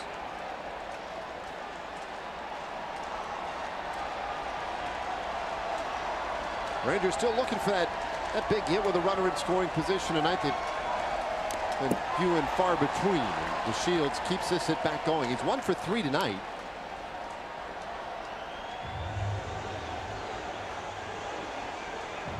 Doubled back in the 4th inning. Love to get Chu to the plate.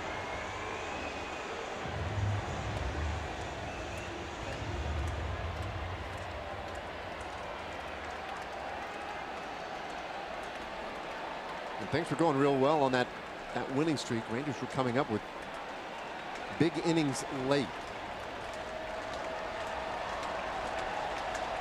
3-2. And DeShields strikes out swinging. Inning is over. Well, the rivalry tonight leaning in favor of the Blue Jays. We go to the bottom of the 8th.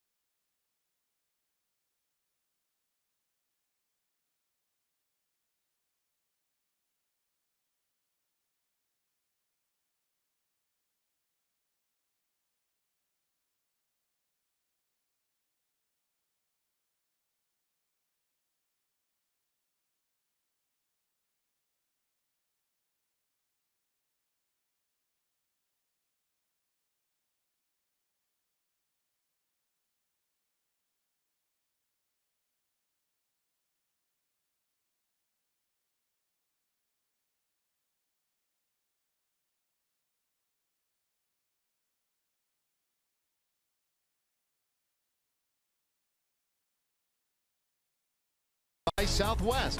Yes to low fares with nothing to hide. That's transparency. And by AT&T Internet.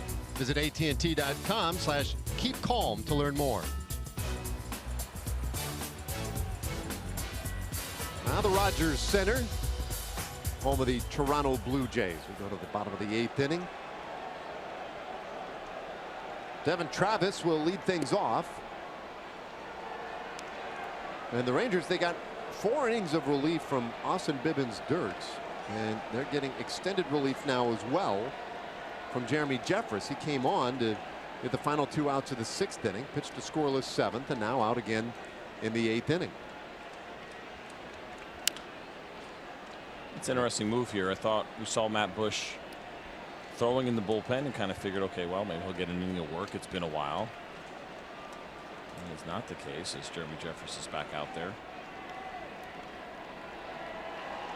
And you see Matt Bush still throwing, so maybe there's an opportunity if a runner gets on and they want to keep it close, or Jeff Bannister may want and ask Jeremy to hopefully get an out or 2 and give Matt Bush a shorter inning to work with, because obviously he doesn't want him to go very far. There's that balance when you have your relievers of keeping them sharp, but then not overusing them either. Sometimes the manager will get burned giving a guy an inning to keep him sharp, and all of a sudden he needs him 2 or 3 nights in a row, and that sharp inning ended up being a waste. Fly ball out to right. Lazaro with the long run, and he makes the catch. Fans, the 2017 Esurance MLB All-Star Game ballot is here. Make sure you head to TexasRangers.com/vote to send your Rangers to the All-Star Game presented by MasterCard on July 11th in Miami. Fans who select the Rangers as their favorite team and vote 35 times will receive an offer for 50% off tickets to select Rangers games in August. Vote today, Dave. Do it. 35 times. Yes. Bouncer shortstop. Backhand picked by Andrus, and there are 2 out. So Jeffress, nice job. Get a couple of quick outs. And here comes Jeff Bannister. And he has already signaled. So Bush will be coming on to face the top of the order with 2 out here in the 8th inning. And the Rangers trailing by 4. Here comes Matt Bush.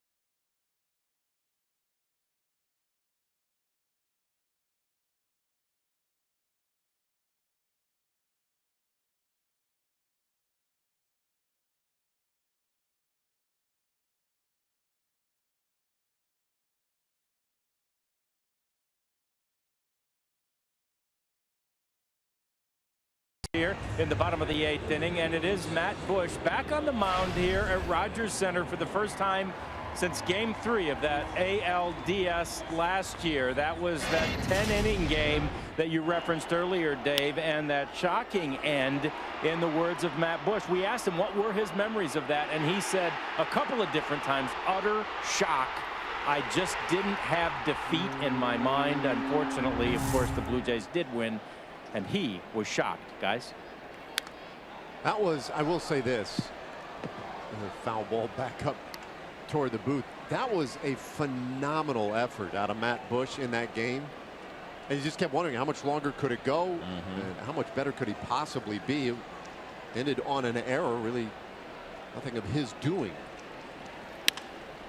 And a hard ground ball, second base, and Odor is right there. The inning is over. So a short bit of work for Matt Bush sends us to the 9th inning. Last chance for the Rangers coming up.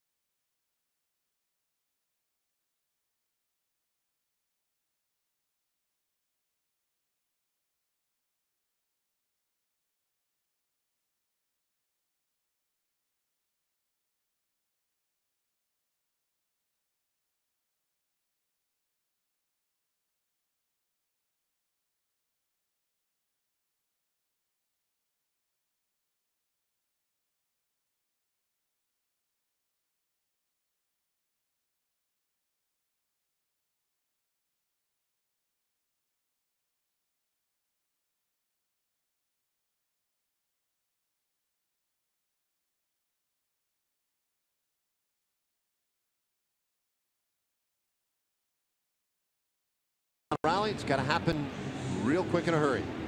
Chu, Andrus, Mazara, top of the order coming, and Joe Smith for the 25th time this season coming out of the pen. Good numbers, a 245 earned run average, and 33 strikeouts to 7 walks for Smith.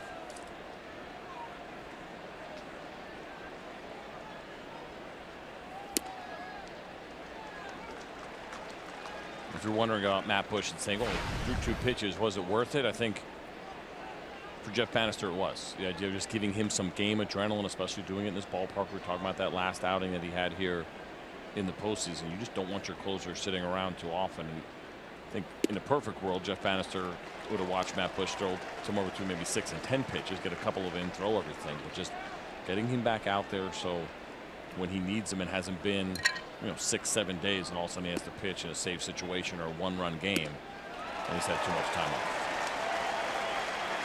While Chu turned back quickly, a 3-pitch strikeout, 1 away in this 9th inning.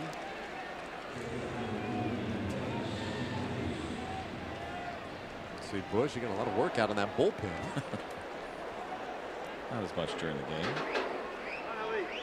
You really love those outings if you have a game's pitch clause in your contract. And you chalk that up. These are the things that relievers think about, buddy. Trust me. If you have it.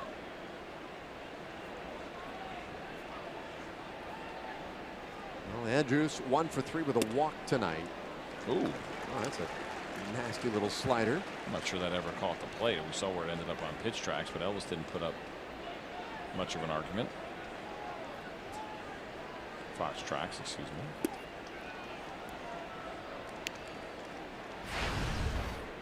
Smith is the 4th reliever tonight, back of Mike Bolsinger, who went 4 2/3. So Bolsinger cannot factor in the decision tonight for Toronto. It means it will go to one of these relievers. We would guess Aaron Luke would be the guy. Win an inning and a third. Danny Barnes, Ryan Tepera, both nice jobs in relief, and now Joe Smith, who's ahead 1-2 on Andrus. Ground ball to short, and Tulowitzki retires his opposite, number 2 away.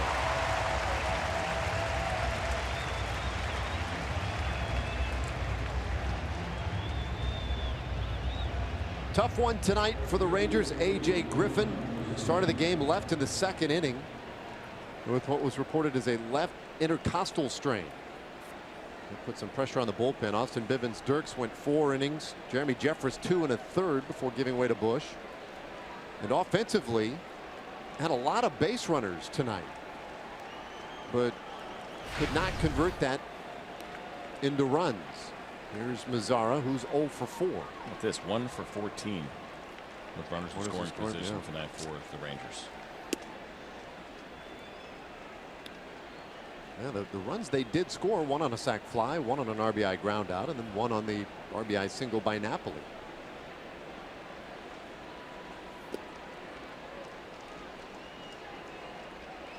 Two 2-0 to Mazara. Rangers need some base runners in this 9th inning.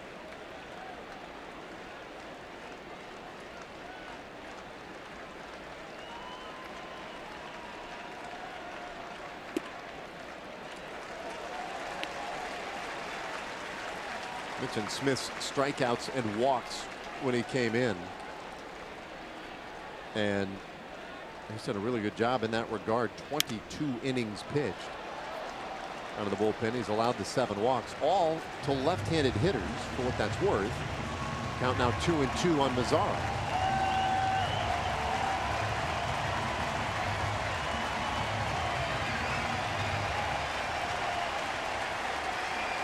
A little better than 40,000 tonight here at the Rogers Center.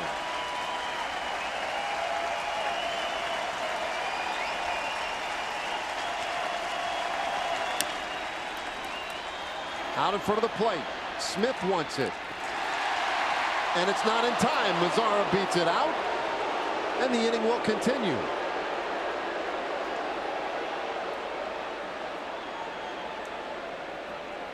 Joe West really diffused the situation with an uninspiring save call. I mean, it's a close play. As you watch the throw here, looked like Nomar just beat this out. And, yep.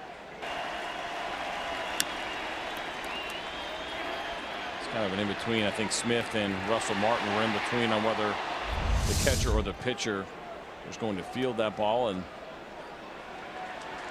the Blue Jays decide that they want to have an instant replay.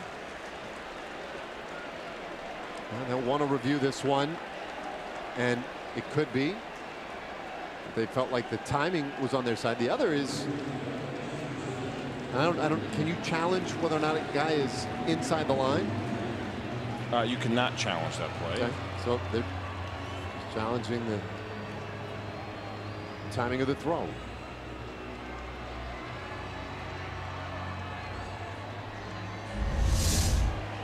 Let's give it a look.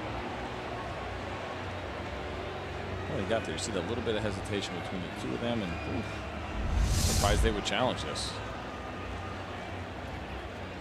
The call's going to stand. That didn't take long at all. No, it sure did not.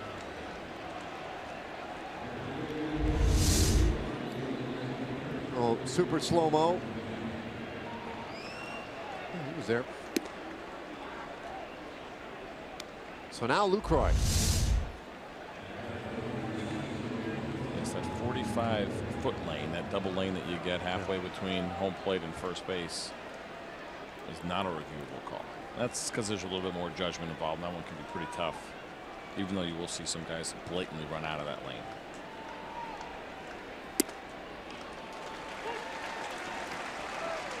Well, Lucroy takes strike one. Jonathan has been on 3 times tonight, a couple of walks in the double.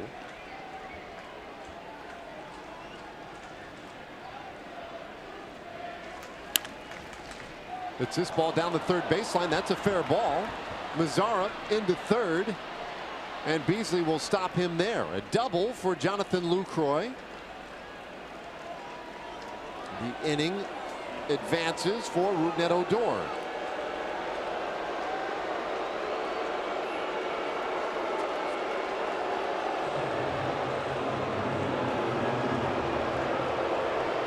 I wasn't sure we'd see Odor in this 9th inning.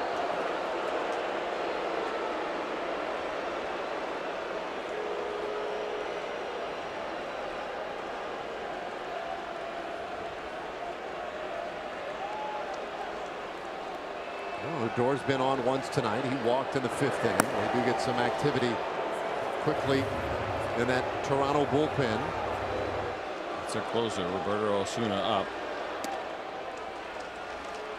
Ball 1 to Odor. Should Odor reach, and the potential tying run comes to the plate.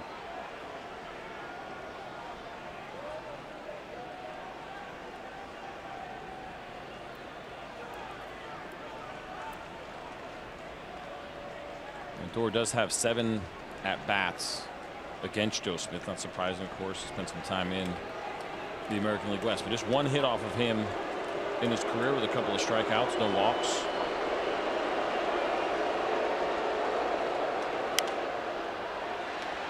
Out of play, 1-1.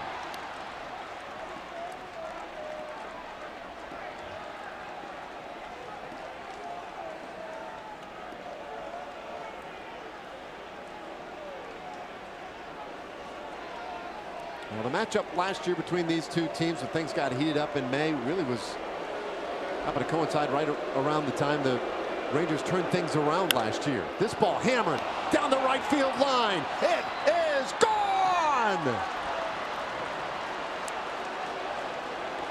Odor with a huge home run on enemy territory, and it's a 1-run game in the 9th. You know, usually you would say a home run like that probably feels really good for Odor, but he has really downplayed this entire thing. Now, it's more important that it was a home run in a big spot and all of a sudden brings the Rangers within 1 run, and so he's excited about that part of it, but he really is trying to diffuse everything and put all this other stuff with the Blue Jays and Jose Bautista behind him. But change that 1 for 7 to 2 for 8, and the second hit he ever gets off of Joe Smith is a big one. There's some meaningful embraces in that dugout.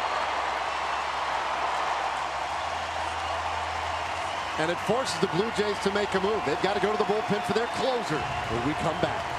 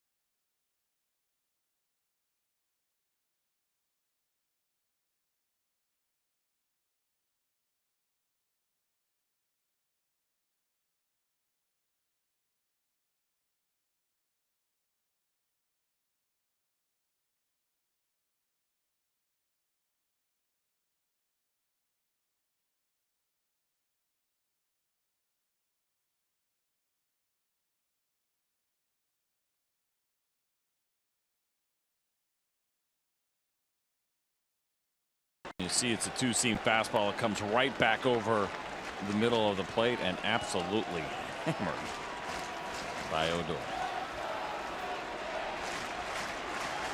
3-run homer for Rougned Odor, and it makes it a 1-run game. Roberto Osuna out of the bullpen as the Blue Jays have to get their closer in against Mike Napoli. And Napoli certainly a threat anytime he's at the plate. 2 for 3 tonight. Scored a couple of runs. Is also walked. Osuna's got that good fastball, 95 miles an hour. Also wipeout slider.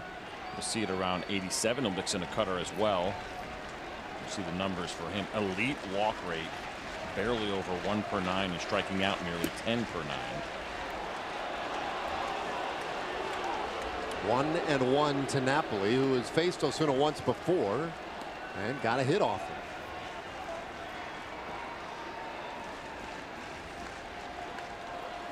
7-6 in the 9th inning.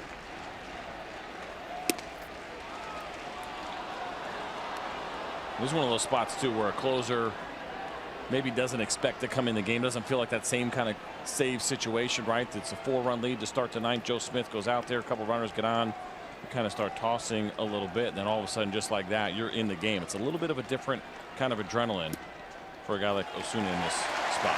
Ooh, he gets a call there, and it's 2-2.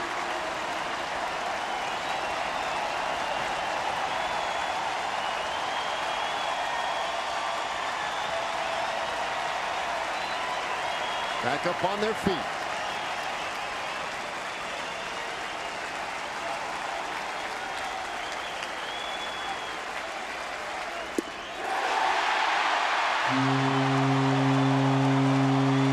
Napoli strikes out. Osuna saves it for the Blue Jays. But the Rangers make it really interesting in the 9th inning on Odor's home run. 7-6 the final score in the opening game of this series tonight. All right, so that'll do it, but stay with us. Dana Larson, Tom Grieve, Mark McLemore, they'll be back to hopefully shed some more insight on the situation with A.J. Griffin. We'll be back here to talk about the night of Austin Bibbins-Dirks. For C.J. Nikowski, John Radigan, and our entire crew. This is Dave Raymond inviting you to stay with us. Plenty more coverage continuing right after this.